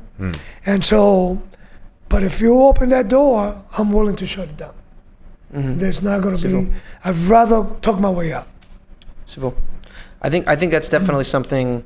Again, speaking more from the probably more traditional martial artist community, and clearly how you were brought up and taught, and how Sifu and Greg has taught us as well, is again that just kind of base level of situational awareness of just kind of programmed and kind of beaten into us as well, of just being out and just always kind of just having those Terminator goggles on, and just looking at stuff. Again, I mean, I feel like our teacher always makes jokes of people walking around on their phone. It's like, he makes fun of me all the time. He always lets me know whenever I'm not martially aware. He's like, I'll be doing something stupid. He's like, dude, you are so not martially aware right now. Like, what is the matter with you? Like, do you not know where your limbs are in 3-dimensional space? Like, dude, like, get your shit Ed's in together. an alley just like making sourdough starter. He's just like he's just not aware. He's do make Brett It's like, hey man, can you like look up for a It's sort of an second? imaginary cotton candy machine. It's even when we go out, he's in a restaurant he doesn't know. He wants to sit in the corner and look at the door. He wants to see who's coming in and going out at all times. That's me. I usually tell people I sacrifice my wife, and she's trained, but I'm streetwise. You know what I'm saying? So, like, I've been in situations like this that I can recognize when something's going to be bad, and I can just go, follow me. And I always want to know where the door to the kitchen is. There's always an exit to the kitchen, plus all the weapons that you can find along the way. All the toys. Right? All the fun stuff is back. Exactly. And always put your back against the wall. Why? Because you can see. They might not be able to react away or recognize a danger that is happening at the moment, right? But also, like, if, let's say, because all of us can give you a perfect example. My cousin is an 8th degree in instructor karate. And when he was out in California, he happens to be at the bank one day, and these armed robbers came in. He was close enough to one guy, and through his head, he's going like, I can hit this guy. But then he's going, my wife is by the teller. So if I go after this guy, either this other guy shoots me or can shoot other people. So he went, it's not my money. Right. And this is when you have to keep your ego in check. Okay? If you're in a bank, don't be the hero. Don't think of yourself like, oh my God, I'm going to be in all the newspapers. I save everybody, because you could be dead. Right? Risking your life for like the bank's insurance claim. You're just Trying to like John Wick Part 5. Exactly. So what happened? They put them all in the vault. The cops came, they got everybody out, and he was interviewed. And they go, you as a martial artist, what were your first thought? He goes, well, I thought of this arm and this first guy, but then I realized there was 3 of them. So the best thing was, let the bank insurance take care of it and protect everybody else by me not doing anything. That's the smartest thing to do, right? Give you a perfect example also. I remember when I was working in dialysis, one of the ambulance drivers. He's right there. It's right One of the outside. ambulance drivers stopped at a bagel shop to buy some bagels to bring to us, basically. And as he's getting the bagels, an armed robber walks in. So now here you see the guy looking at the guy behind the counter. He looks at the guy with the gun. Now the guy is probably maybe 10 feet away. So he tries to reach to try to smack the gun, but he's got 1 foot close to the counter. You can't know if you're gonna reach, commit yourself. So he's trying to hit and run at the same time, miss, and the guy shot him, killed him right in the spot, and then the guy took off. The stupidity that he did there was, it's not your shop. Let him take the money, man. You would have been safe. But if you were going to do that, then you should have committed completely. And you can't fight and run at the same time. Either you commit or you don't. And that's the philosophy in praying mantis. No, my hands go up, it has to destroy something. And it's going to go and get in there. It's not going to give you the opportunity to, okay, come back and do. No, we don't do that. Yeah. And that's the difference between street self-defense and sparring. Sparring, we can exchange blows. Get a good workout, learn how to take the kicks, right? Know that your kicks are there, you can bob and weave and all that. In street self-defense, especially if it's 3 people, the first person has to die. And the other has to either maim or whatever. But you got to stop bump somebody. And you can't think, am I going to kill him? I got to do what I got to do. It's 3 of you. There is a law, imminent danger. If I fear for my life, I have the right to defend myself, even if it means killing you. I don't want to do that. Because psychologically, what is that going to do to me? Oh, sure. Right. Good imagine, Sifu. And so it's easy for any martial artist to talk. man, I don't want to mention names because that will make a lot of people look stupid. Right, Okay? right. But there's been people where we said, and this is why I miss my best friend George, C-Joe. Well, people will be like, you know what, I'm so tired of your shit. Let's get on the floor. Show me what you got. Because you talk a good game, but I've never seen you do shit. So let's get on the floor. And now you're among this group of people. You don't get on the floor, you'll never sit in this circle again. But the other people will learn to shut up, don't open up, because they will call you on the floor. Right. And stop talking nonsense. I remember when I first got to Bethpage, oh my God.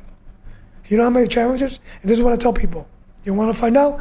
Go on YouTube, put my name, you'll see the challenges in there, right? That I had to go one day. One of my clients that trained with me private, she did kickboxing, but she had called me and said, Sifu, is it okay if I take my son to this school because it's closer to my house and the time is hard for me to get to you? No problem. I train her 3 days a week. No problem. Then she goes, oh man, Sifu, that school was talking bad about your school. Oh boy. I never get tired of dojo rating. It's great. So I'm like, wow, okay. So I call the guy up because I know the guy. Yo, man, what's up? I hear you guys have been, Sifu, no. I go, well, the person who told me is very reputable. There's no reason for me to doubt her. But because I know you, I'm going to give you the benefit of the doubt. But so help me God, if I hear this again, you're not going to get this courtesy call from me. No, Sifu, okay, cool. 3 months later, same thing. They go, Sifu, this time they were talking, they saw my hat. So I flipped it over because I hope that they didn't realize that it was a hat from your school. So here we have a class, it's Wednesday night, I remember it, I'm pacing the floor. And I looked at my assistant, I go, do me a favor, stop class, I'm gonna go get some coffee. I got in my car and drove out to Massapequa. Okay? I gotta go grab coffee an hour away. I'll be right back. I gotta go. I'll be back soon. Something to me, man, it's just I gotta get it out. And I showed up specifically on that day because it was his advanced class. When I walked in, he had brown and black belts. And you know the courtesy of martial arts, you walk up to the mat and you stop at the mat. And you wait to be bowed in. If you step on the mat, you call it a challenge. That's what I did. I walked right up to the middle to where he was standing. When he told me that, people got up and I looked at me, he's like, I go, you know why I'm here? And I go, and you better tell your people that if anybody steps, are they willing to die for you? Because I'm sending people in body bags home today. I go, this is what you've been saying about me. This is I didn't say the person who was saying it, but I told you the first time I gave you the benefit of the doubt. But I told you if I heard it again, I was not going to. I was just going to show up. Here I am. What are we going to do? Am I going to have to kick your ass here in front of the floor in front of all your students? Oh, see, can we talk in the office? So we go talk in the office. And all you heard him was apologizing, and apologizing. Right? I go, you don't want me to come here with my guys. I go, I will shut you down. Because once you get that ass whipping, and we mess up some of your guys, nobody's going to come here again. And you can call all the cops you have. I got cops too. So let's do it. Right? Not one word. Since. Complete silence. And I remember then seeing when CJ was opening his grand opening. And I see the guys and CJ goes, oh, these are blah from so-and-so. Oh, yeah, you're the guys that came to my school one day and learned some stuff, and then you came back and you asked me if you can learn some more stuff so you can teach it at your school, and I told you no. I go, but what you could do is hook me up for a seminar. And whatever I teach you at the seminar, you can teach. Right? So because I told you that, you guys didn't come back. I go, your school sucks. Straight up. I walked. So let me finish the story. So then I went to get some pizza. I come back, the instructor's there, their instructor. Oh, Lord. And at first, he looked familiar, but he had gained a little weight, so I didn't recognize. So I sat down to eat my pizza, and CJ goes, hey, Raul, remember so-and-so?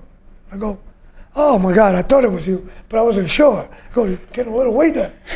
I go, oh, you here for the grand opening? He goes, no, man, 3 of my black belts were down here, and somebody said that our school sucked. I go, oh, that was me. I go, so what, you came to spank me? Is that why you're here? You're going to spank me? Because I don't think so. I'm saying this as I'm eating my pizza. He's sweating. He's like, I heard the Zeppelis are pretty good too. That's why I came to. And he was like, my God. People can learn from each other. I go, It's all about like being You haven't learned diplomatic it. now. nothing you can teach me. Nothing. I mean, you guys are coming to us to try to learn stuff to teach at your school. So I spoke the truth. That's it. And I walked away. He left. Listen, I'm not here to make enemies with anybody. But I'm going to say how it is. I train the way I train because if you want to get on the floor, you didn't like, you want to slap me around, okay, let's do it. By the time I'm done, you're going to buy me a beer. Nice. Right? Because it's not about me kicking your ass. No, it's about giving yourself respect. I've earned my respect by banging with people. I don't need to beat you. None of that. You know. I think there's something that is, again, a lot of people, again, more in the gym culture either don't see because they either are watching poor representatives of Kung Fu fighting and or they don't get to see the culture that we're kind of immersed in. But I think, and again, they haven't have experience with more like hardcore traditional Kung Fu and martial arts community. But there's a level of authenticity that we just get to see all the time from our teachers and from you as well, and other teachers that Sifu Greg is connected with that are it is like that. Where again, people, it's so weird to hear people are like, oh, Kung Fu doesn't work, Kung Fu sucks, all this stuff, and then we're on the other side of it, getting to see where there is this tight knit community of like, yeah, if you don't think we're on the floor, I'll fuck you up, and it's like, that's kind of the law of the jungle in here, and I think we wouldn't want it any other way. We wouldn't want to grow up and learn from people who didn't grow up like that, because that it's just such that pure raw level of authenticity, I think, is just it's awesome. Yeah, you still have friends that call it play fighting, you know? Yeah. And I had family members yeah. that were like, we've never seen any Kung Fu fights. We've been looking online for Kung Fu fights. We can't find any Kung Fu fights. I searched it on Yahoo, and I You can't, know, like someone's I- aunt is looking for There are Kung Fu fighters in the UFC that people don't know because they're not wearing a uniform. It's not like when they first started, this style versus this style. No, it's grappling now. It's mixed martial arts. But for people to say, for crying out loud, there's a Honk heavyweight from New York that fights in the UFC. So yes, there is Kung Fu people out there. It's just that everybody thinks, listen, grappling is new to the karate world. It has never been new to Kung Fu people. We had Sui Jiao, okay? So, and China, Jiu-Jitsu. When I look at people in Jiu-Jitsu, I go, those are the Kung Fu guys of karate. You know what I'm saying? They got the soft. They know how to do it, right? And so they're just like Kung Fu. They just wear a karate uniform. Right. But the mentality of people thinking that karate is better, no, it's not. It's just that there's more karate tournaments than there is Kung Fu tournaments. And then when you got people, I hate to say this, man, but not all schools are created equal, but I have to say that none of the Sifus in Chinatown have ever fought in any of the tournaments. At least not in my generation. Or in Sijo's generation. No. I picked up where Sijo left off. Okay? He was retiring, I was taking the reins. And 13 years, I was the one to beat. So when you will say, pray Mantis, my name will come up, and other Mantis instructors will get upset. He's not the only man. Yeah, but he's the only one out there promoting it, fighting it. And when I would see other guys, I'm going to try out doing forms. Oh, no, you're here in your school? Because you can't. They want to walk around like, oh, I'm this, I'm that. Those are the guys that get their asses handed to them. Right. They've never fought. peacocking. And then they go around telling the students, no, we can fight. No, you can't. You don't even let your students compete in regular tournaments because you don't want them to see the weakness in them. No, all that unearned pride they're carrying around. Yeah. You can only get better if you compete with better people. You know what's so funny? Because I remember when I got in an apartment in Bay Bridge about 10 years ago. And it was a gated community. And I remember talking, to the realtor. And so now I looked at the realtor and I go, listen, if the landlord is willing to knock $200 off the rent, I'll give him 6 months cash up front. So he calls the landlord up. He's calling California. So I'm on the phone with him. He goes, so you give me 6 months up front cash? And I go, yeah. So he goes, deal. Okay. So we made the deal. So now we're talking. He goes, so I hear you do martial arts. I go, yeah. He goes, I just got my son into Tung Soo Do. Now, I only know a few people in Tung Soo Do. So I go, oh, that's cool. Who's the teacher? He goes, Chip Wright. I go, Chip? I go, oh my God. I go, listen, I know Chip. Chip has a scar on his left eye above. He goes, yeah. He goes, I give him that. With a roundhouse kick. Tell Chip, Raul Ortiz say hello. He goes, oh my God, what a small world. I go, he's Chuck Norris' student. He did a lot of the stuff for Chuck Norris. Wow. Okay. Small world. Wow. Most certainly, yeah. And so when I was with the Middle Light team, and because that happened in New York when I did that to him, and then the following year we're all doing little clinics, you know, and then I had done one, Chip had done one, Jim Fournette had done one, and then we wanted to demonstrate something, so I had called Chip, and my coach gets up and goes, no, guys, save that for tonight, because everybody wanted to see us fight for that night, you know. But we're friends, we're not enemies, and you don't think that happens. But these are the type of people that I'm talking about. You travel the United States, you compete with high-class competitors. Your skills get better. They don't get worse. But if you stay in the same region, you compete with the same local people. You're never going to get better. You don't meet anybody new. You don't learn any new things. Yep. And so when I got picked to be in the Middle Light team, oh, man, to represent Kung Fu. Oh, I remember, I mean, we're good friends now. And I'm sure he won't mind me saying this story, but I remember when Billy Beeson, man, Shotokan, probably one of the best point fighters that we've had from my generation. Him and Kevin Thompson, Little K.A. Well, it was like a show to watch, right? Little K.A., you know, he passed away. But I remember me and Billy never got along. I hated him. He hated me. Yet we didn't know each other. But I always used to say, if I ever got to fight that guy, I'm going to kill him. I didn't know that he was saying the same thing about me. But it was because of the way we fought. And so here we get the invitation to try out for the Middle Light. I'm at Tom Fester's school, warming up, and I see Billy walk in, and my whole demeanor changed. I mean, I went from being like Mr. Miyagi to like, oh my God, the devil himself. I'm like, I'm killing somebody here. I might not make the team today, but somebody's going to die, you know? Because I'm going, nobody's going to take my spot.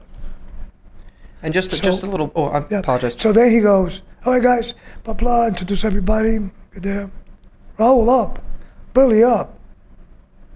Oh, it's going to be like this? Oh, it's on. And I just went into my, okay, one of us is going to die today.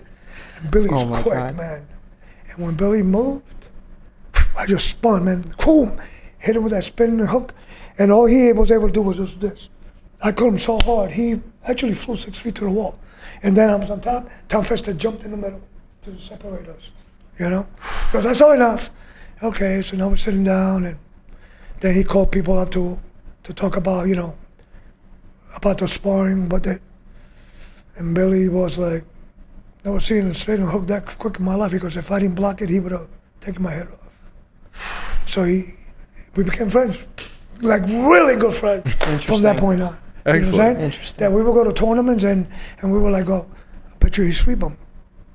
And so Billy will always be the guy who fought last. Because at the end was 3 minutes, as many points as you can make within those 3 minutes. So if you were behind, your lightweights try to catch up with the points and stuff like that. You know what I'm saying? Everybody else just fought 3 minutes or 3 points, whichever one comes first. So it was a great experience, man, to travel. And yeah, I was the Kung Fu representative. And then we were trying to get Richard from Massachusetts. He did Wushu, what was his last name?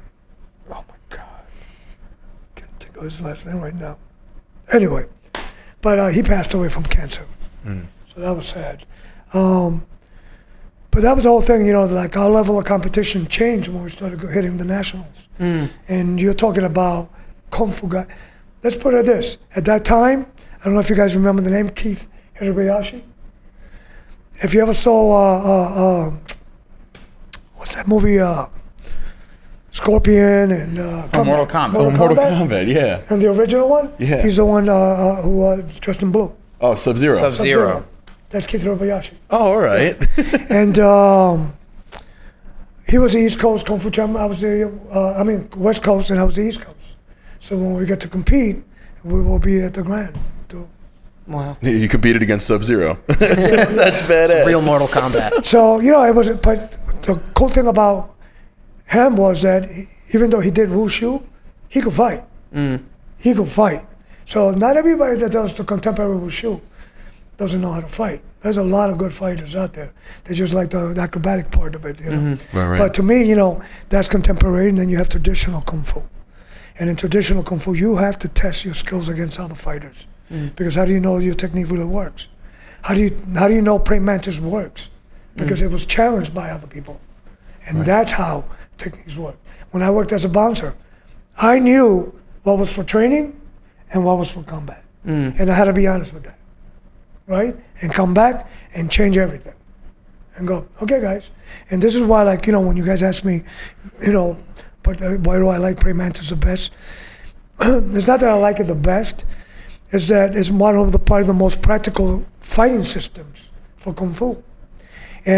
But just having said that doesn't mean everybody can teach it that way. There are schools that just do forms. I mean, we got one school like that in the city. They used to talk bad about me, never got to meet me. And I remember telling their students, I'm not going to talk bad about you, Sifu, but if you want to see the difference, come down and watch my class. And it was 2 Puerto Rican guys. One was training for 6 years, the other one for 3. They came down, saw my beginner's class, and they couldn't believe what the beginners were doing. They go, we don't even do stuff like that. I go, well, do you guys spar? And they go, no, we will never spar. You live in New York. So I go, you only do drills? But having said that, just because you do drills doesn't mean you can fight.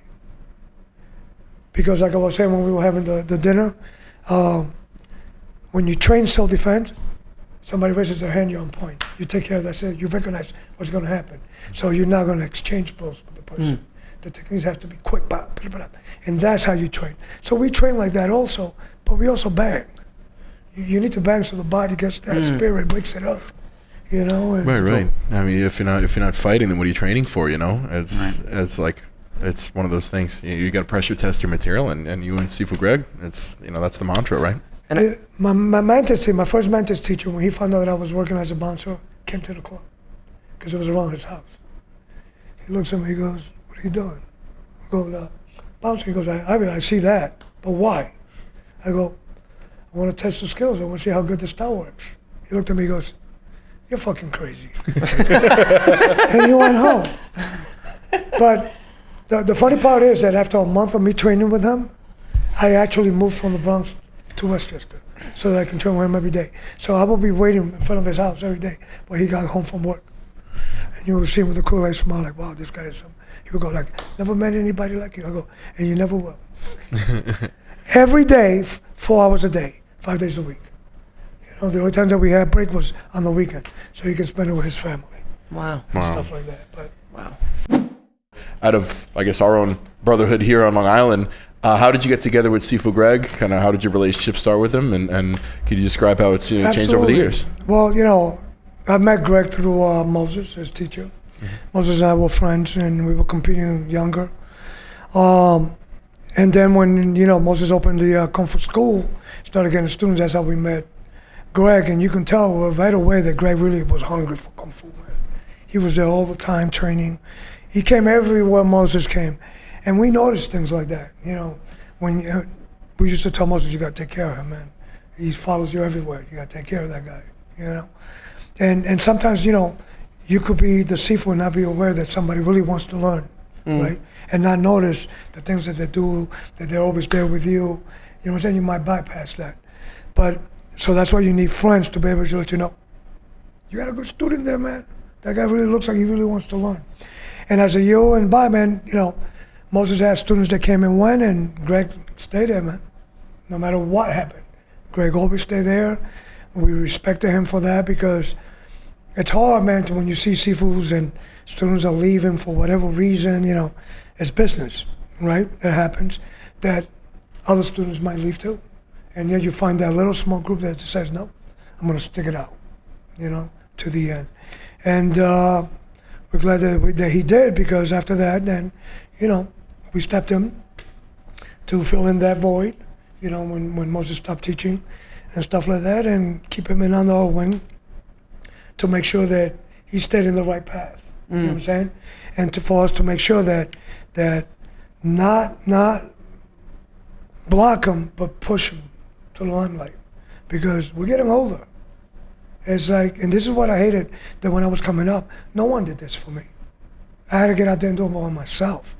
When people were, I remember at a tournament in Webster, in the Bronx, Webster Avenue in the Bronx, the only Kung Fu guy there. And here I'm fighting karate guys. And all the Boricuas are going, kill her! They're telling the other Boricua to kill me. Here you got two Hispanic guys by, but you're my people too. Just wearing a different outfit. Right? And people will ask me, well, why do you go to these tournaments? I go, because if I don't, no one is ever going to know my name. I can't stay in the same tournament. I got to go until people start noticing who I am, right? And so little by little, that's what happened, right? You start getting exposed, you start meeting people, you start getting out there. I will fight in any ring. I don't care. I'll get out there. Oh, you're in the wrong side. I'm here now, right? And little by little, that's how it started until, knocking people out and people going, we're gonna have to start calling the shots on this guy, But, and they were the same way. They fought. They believed in the same thing that we did. If you're gonna compete, you gotta do forms, weapons, and fight. If you're not gonna do that, you're not competing at all. And we stayed friends ever since. And And did you travel and compete with Sifu Greg? The only traveling that we did was when we went to Puerto Rico. That he got to go with us. We might have done some other in the tri-state area stuff, but by that time, I was already picked up by the Miller Lite team. So I was like in other parts of the country where people were competing. We were doing a lot of the nationals. And just for context, the Miller Lite team was a professional the Miller Lite team was a professional team, yes. So it was cool because, we didn't, not one dime came out of our pocket. So they will pay for everything. And then if you won first place, then you got a bonus from them plus the tournament bonus. Yeah, it was some good days competing back in those days, Cool. And it was fun. Excellent. I mean, you mentioned earlier you have a tournament coming up in July. Would you like to talk a little bit about that? So give a little self-promotion? It's my first tournament in July. It's called the New York's Liberty Kung Fu Cup Championship. Sunday, July 9th. And it's traditional Kung Fu, exactly how they do it in Hong Kong, where belts don't matter. It's novice, intermediate, and advanced. And novice is from 1 to 3 years of training, and intermediate is 4, I believe, to 6 years, and so on and so forth. So basically, you have to find out how many years you've been training. Doesn't matter what rank you have. That's the division that you go in. So you could have a black sash getting beat by somebody of a lesser rank. So in China and in Hong Kong, when they do these tournaments, belts don't matter, skills does. So if you're gonna wear a sash that is higher than what you really are, you've got to be able to back it up. We're also having 2 divisions this year, but next year I'm gonna add some other divisions. But I'm gonna have 2 special divisions, which is the Mantis and the Honk, outside of the regular northern and southern competition. You have to be 18 and up to compete in these 2 divisions, and it's 3-round elimination. So we get one person to become the Mantis King for the year and the Honk King for the year. Next year we're going to add some Wing Chun, because Wing Chun is also a very popular style taught here in New York. And we want to display basically the styles that are most popular, that most people practice, and then have one representative of that style for the whole year.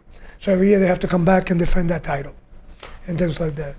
So the medals are going to be the Statue of Liberty with the Quan Dao. So very cool. It's going to be cool, man. And cool. It's going to be every year. And I hope that every year the tournament grows a little bigger. But this year that I want people to be aware of, we are having a demo sparring session with weapons. It's going to be Sifu Spencer G, with one of his students demonstrating the double-edged sword, straight sword fighting. We're going to have that next year. And the swords that we use is fiberglass sword. You have to have the fencing mask, chest protector, and the glove. And it's traditional techniques, not just getting out there hacking like they're doing stick fighting. It's really practical techniques, techniques that actually, attack the leg, the body, the wrist, and get points like that. And show your skills in sword fighting. Excellent. And where is it? Where is it going to be? It's going to be in Westbury. It's 151 Garden Street, if I'm not mistaken. It's the Yes We Can centers. You can just go online and look Yes We Can centers, and I'll give it to you, the address. Cool. It's Excellent. in Westbury, yeah. All right. And one more time, just for everybody, this is the Ortiz Chinese Boxing Academy. Yes. So I guess if you want to give them a little more about your I also have a YouTube channel, guys. Please help me get 1,000 subscribers. It's called OCBA channel. Hit that, and I also have my TMT, my Tactical Mantis Training channel. You have to actually put the whole Tactical Mantis Training to get to that channel. That's why I do all my tactical stuff.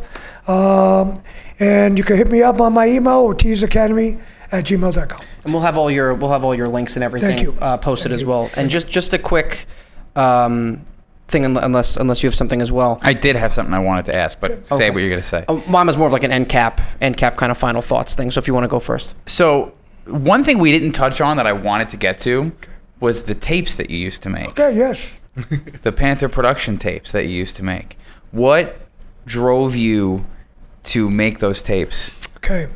So funny because how I met the owner of Panther Productions, Master Joseph Jennings, I was in college. And the college that I went to, they gave me actually a partial scholarship to teach self-defense, an accredited course, self-defense. Oh, wow. Here I'm a freshman in college, teaching an accredited course. That's why I went to that college.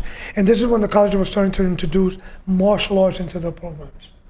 So, yeah, I'm going to go to that college. So I go there, and then I had 10 African-American students that were training with me. They were about 6'2" and up. And there was a tournament in Rhode Island. I was teaching like this. Yeah. There was a tournament in Rhode Island, and I said, guys, why don't we go and compete? Let's go test our skills. So when we got there, I remember my cousin had told me that he started taking Asian Rule Karate under Joseph Jennings.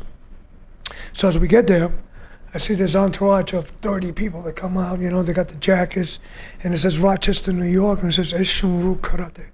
And I'm like, I think that's the school my cousin goes to. So I remember walking up to the sensei and asking him, do you have a student named Esteban Torres? He goes, oh yeah, Steve. Yeah, he comes to my school, well, I'm his cousin. And anyway, so we meet, and now we're at the tournament, and Master Jennings caught the promoters cheating on the tournament. So he wanted his money back. He says, listen, we drove all the way from Rochester, New York to Rhode Island not to be cheated like this. So it was a big argument. Their school got up. I looked at my guys and go, that's my cousin's school. Let's go back them up. I got up. I'm the smallest guy in my group. We get to the back of them, and I tap him on the shoulder. I go, Sensei, we got your back. So he looked at us. He goes, thank you. After that, we all went out to eat. And he looks at me and goes, if you're ever in New York, please come visit me.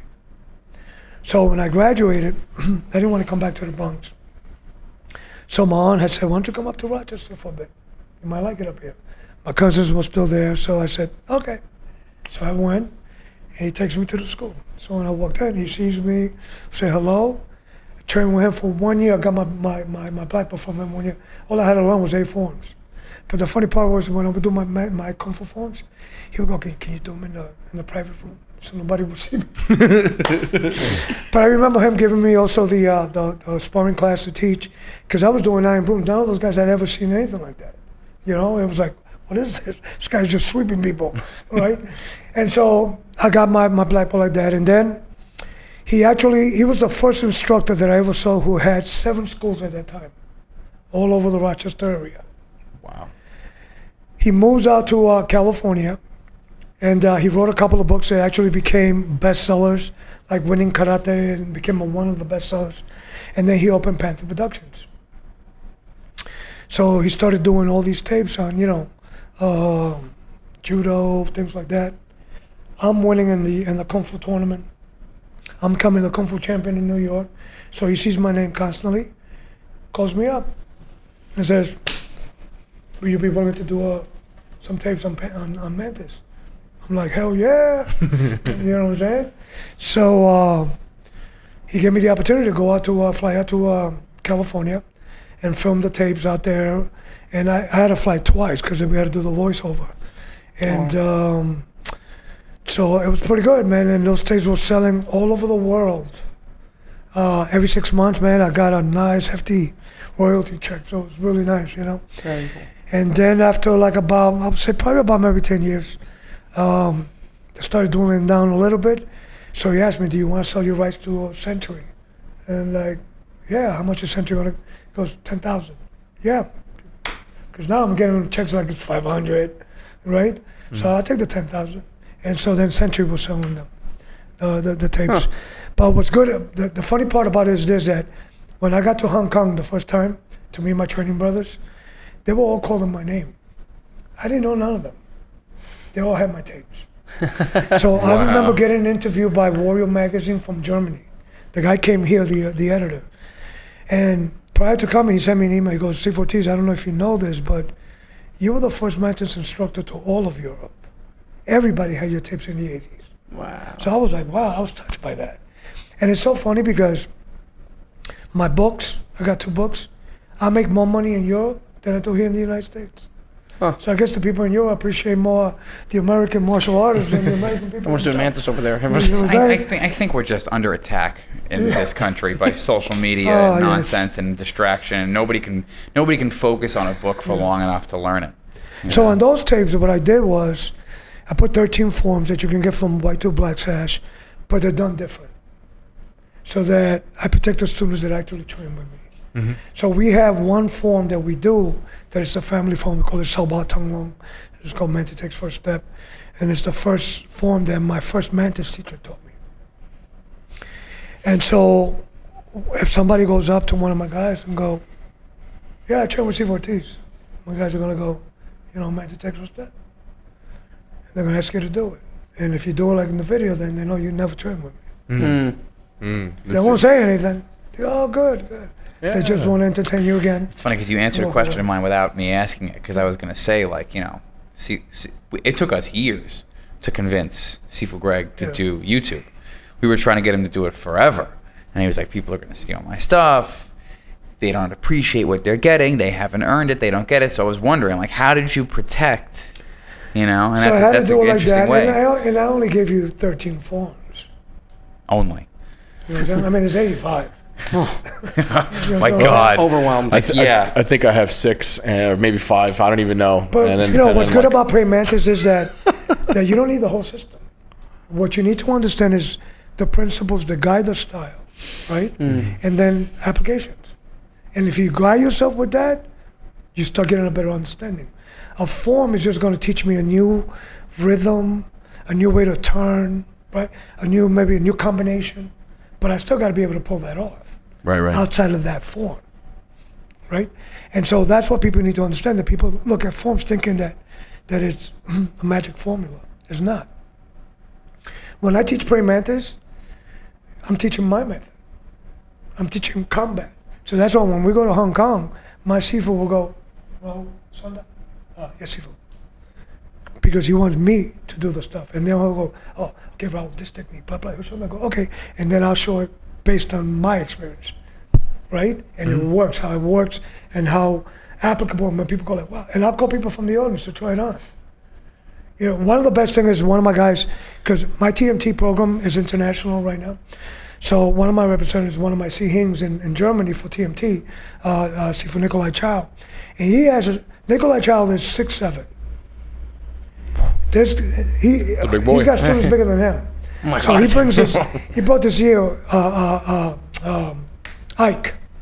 Ike was 6'9". Teaching Ike's 8'10". Yeah. Ike's enormous. And almost 300 pounds. Just picture him showing up on a boat with a dragon on the front, you know? And so here we are, and my Sifu wants me to do TMT.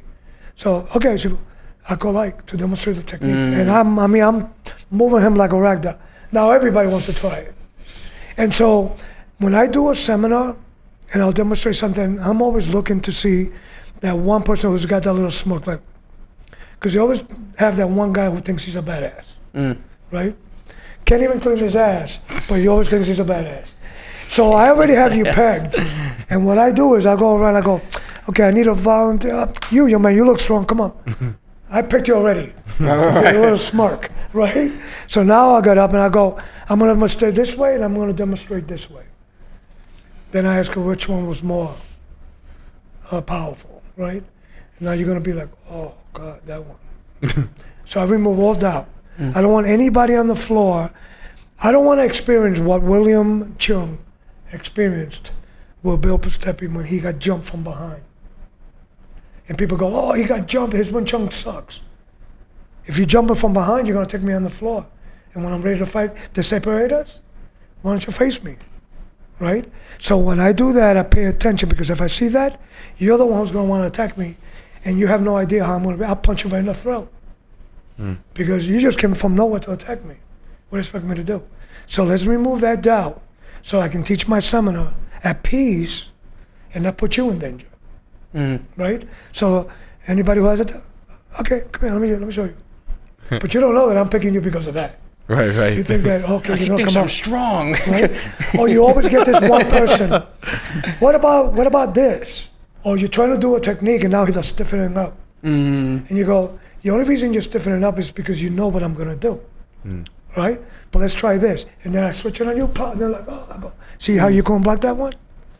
So I had to get nasty now to prove to you that you're being just stupid right now. Yeah. Just go with the flow. It doesn't work if I know what you're gonna do. Yeah, that's always the thing that literally in the last video I made, we were talking about this, and this is a constant thing where there seems to be this exception to the rule with Kung Fu as opposed to other things where, they'll see, again, even people who know how to apply stuff are doing a drill, and it's a drill, which is a drill. And then people be like, oh, well, okay, he's not just going to stand there, or it's like, okay, but then what's the point of doing mitt work in boxing? What's the point of doing entrance and throw drills in judo? What's the point of doing, again, you see it even you see videos of, BJJ schools. They're not, yes, are they rolling a lot, like live sparring? Of But they're course. still doing the same drill, back and forth. Of course, they're like, Back and hey, forth. once we, go over here, once you get the hooks in, you get on top, stop and restart. It's like, what is the point then? But again, same thing of like, oh, that looks like kickboxing. It's like, okay, well, and when you see someone in Muay Thai do a teep kick, do you say that looks like a kick from kickboxing? No, you say it's Muay Thai. So there's this weird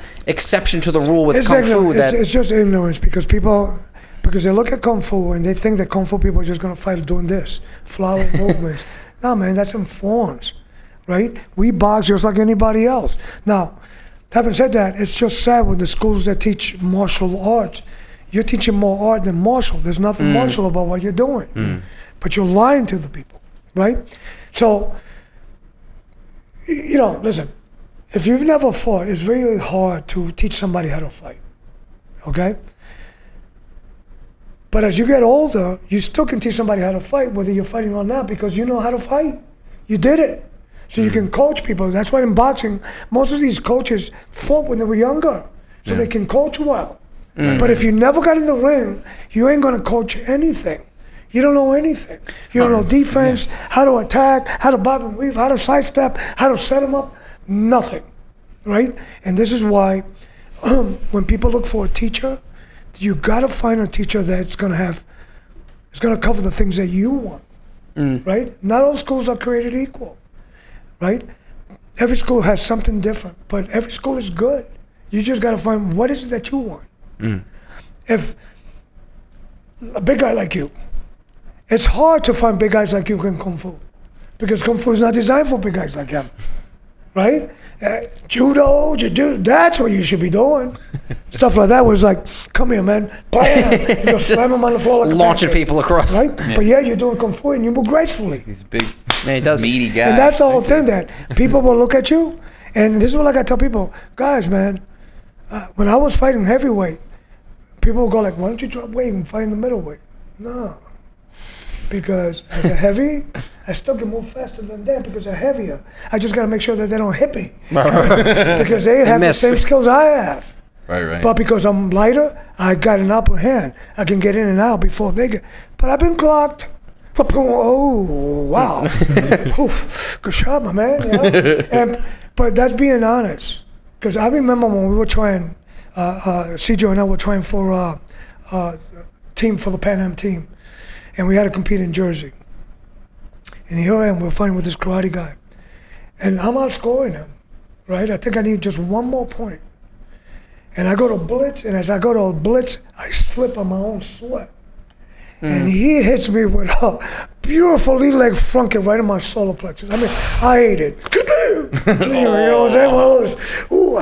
So then I go, time out, like my boot. No, it was just, I needed air. So here's George on Like the phone. untying your Yeah, shoe. really tying it. You okay? I go, oh my God, man. You almost sent my gut all the way out to my ass. So he fixes it up, and I come back in, and I'm like this. So he sees me with a smile. I go, okay, we're good. And so I scored him with a jumping back kick. So now I take first, he took second. So he makes the team. The first 3 people make the team. And I look at him, I go, that was a hell of a front kick, man. You got me good. He goes, holy shit, I got you? Because I didn't think I got you. I go, no, you did. Oh my God. It's being honest. Because you know what I hate when people think like that, oh man, please.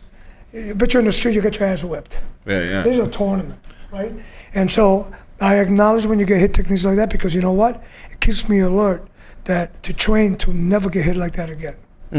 But when you act like you think, oh no, you didn't get me. Really? Everybody knows he got you. Yeah, and you're lying to yourself and everyone else. Exactly. And so be honest. And that's when people respect you more, because they go like, no, that guy's cool, man. I remember one time in Cape Cod, we're fighting, right? And this is for first and second. So I'm fighting the guy, and you hear my coach going, 30 seconds. And I'm just like standing there waiting and waiting. And the guy's like, dude, you look like you want to kill me. He says it. I almost started laughing. But I stayed, like, looking at him. And when we were done, I stepped back. Pleading for his life. You almost made me freaking lose this point, Because you almost had me laugh. He goes, no, dude, you look like you wanted to kill me. I go, at the moment, but not now. At the current point in time, yes. But That was then. It's all in the past. But when you go into the ring, that's how you have to be. I'm a martial artist. It's one of us could be the winner, not both of us. So I have to be on my game, and you make that move, I was in my zone. I was just waiting him, and he saw that. He was like, dude, you look like you want to kill me. At that moment.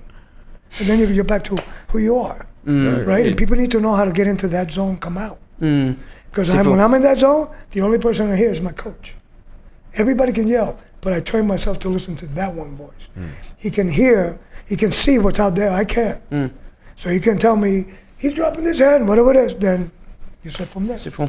Yes, Sifu. We were supposed to start. I'm excited for this tournament. We have to go online very- and sign up finally. Please, guys. But, Very, very excited. We're very excited for this. I got my black sash in 2019, and I was just about to get my black sash, and I did my first point sparring competition, and I was all emotion. So I've had 4 years to process that. I think it'll be 4 years because it was 2019, it's 2023. Yeah, so it'll be 4 years. To process that and to learn. I've been exactly what you just said has been in the back of my head for the past 4 years. How do I flip that switch to where all I am is in the moment? Okay, so what's going to happen is this, that, no matter how many years, because all the years that I competed, I would still get that butterfly. The butterfly keeps you in check. It keeps you humble, okay? But if you train every day, the thing is to train the 3 things, spiritually, mentally, and physically. If you're doing all those 3, you're prepared, right?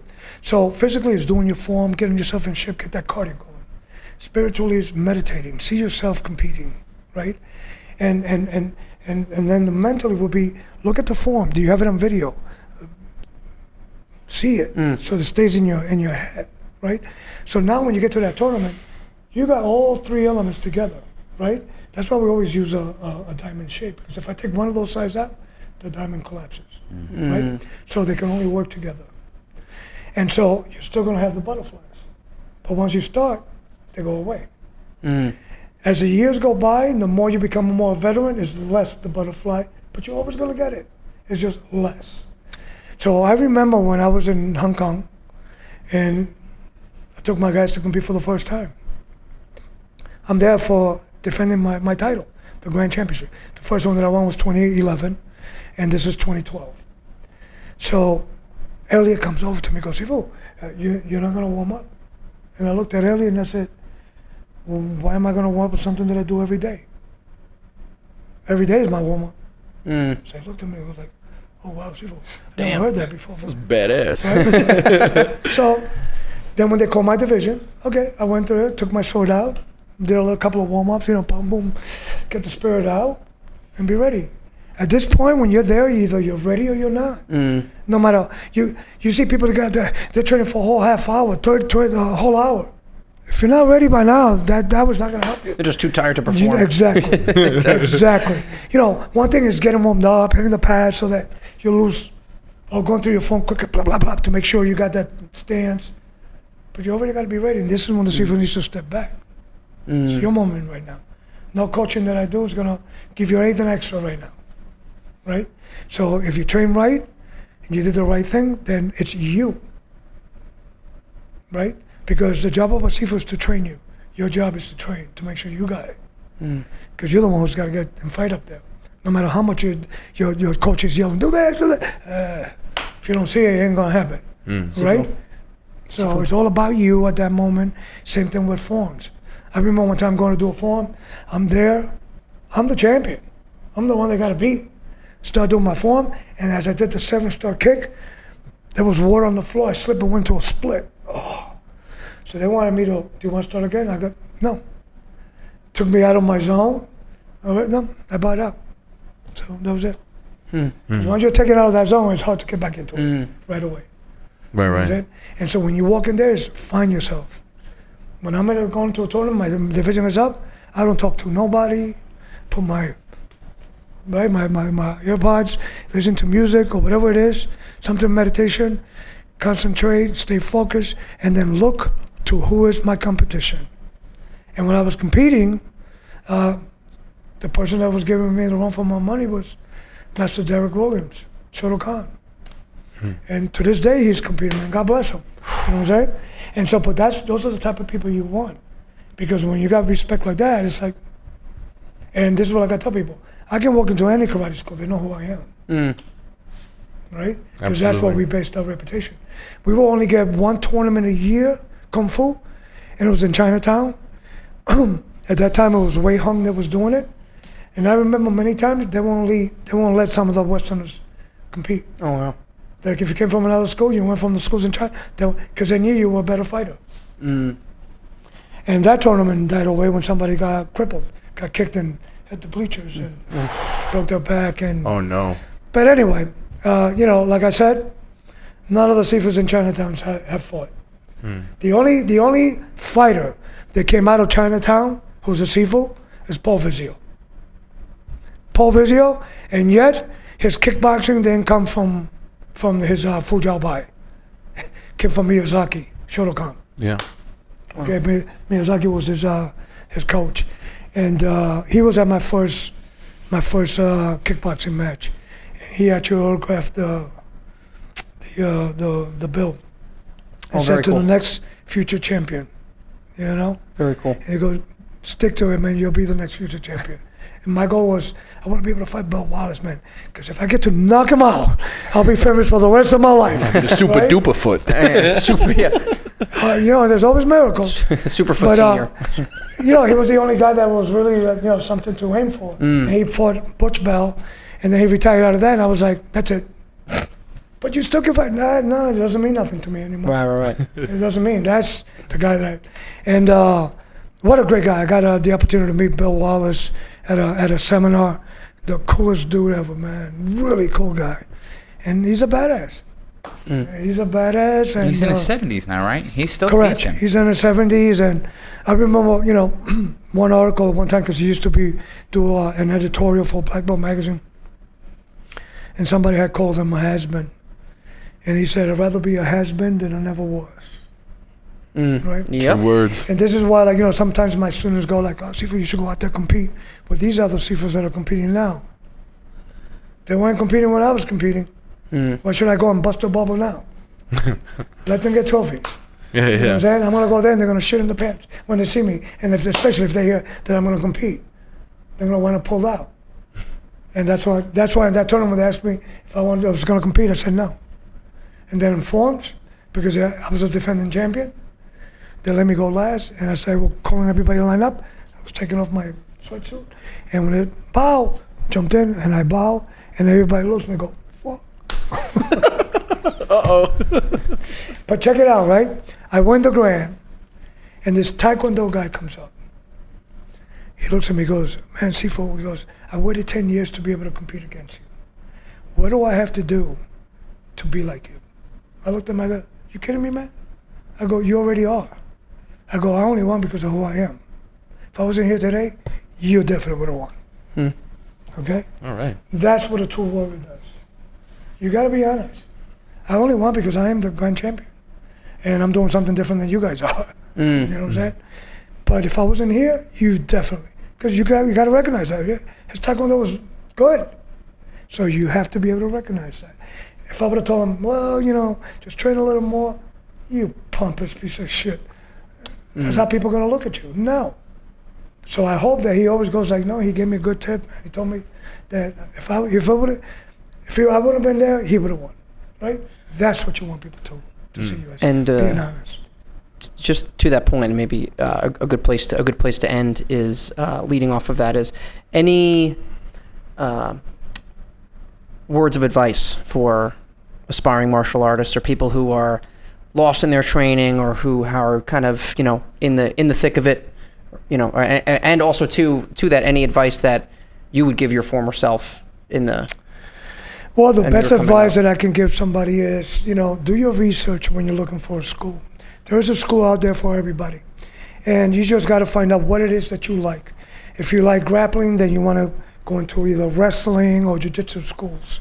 If you like boxing, then you have, you know, the Sanda schools, the kickboxing schools. But you also have the karate and the kung fu schools that do the same thing, kickboxing and Sanda.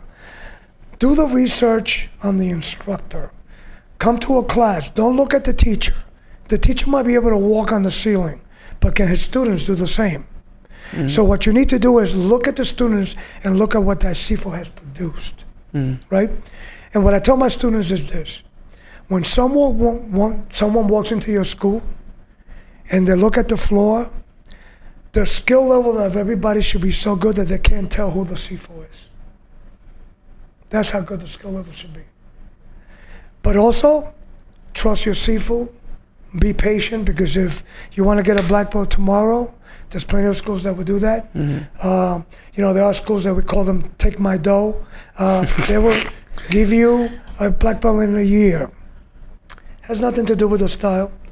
But then again, you're going to find bad schools in Kung Fu, Karate, Thai boxing, kickboxing, and any style of martial arts. You're going to find the scammers and the people that just want to take your money. And then you're going to find the true martial artist. The true martial artist, the true teacher lives in the school. Okay? He's there 24/7, all the time. And he produces people. A good teacher produces leaders. It's not about him.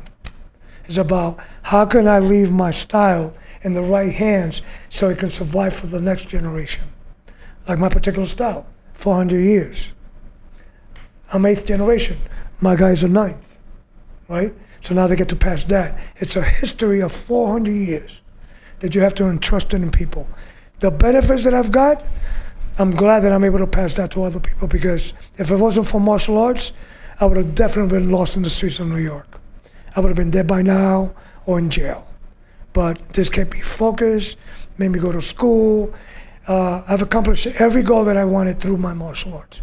And it's the only thing that I always tell people that can enhance anything else.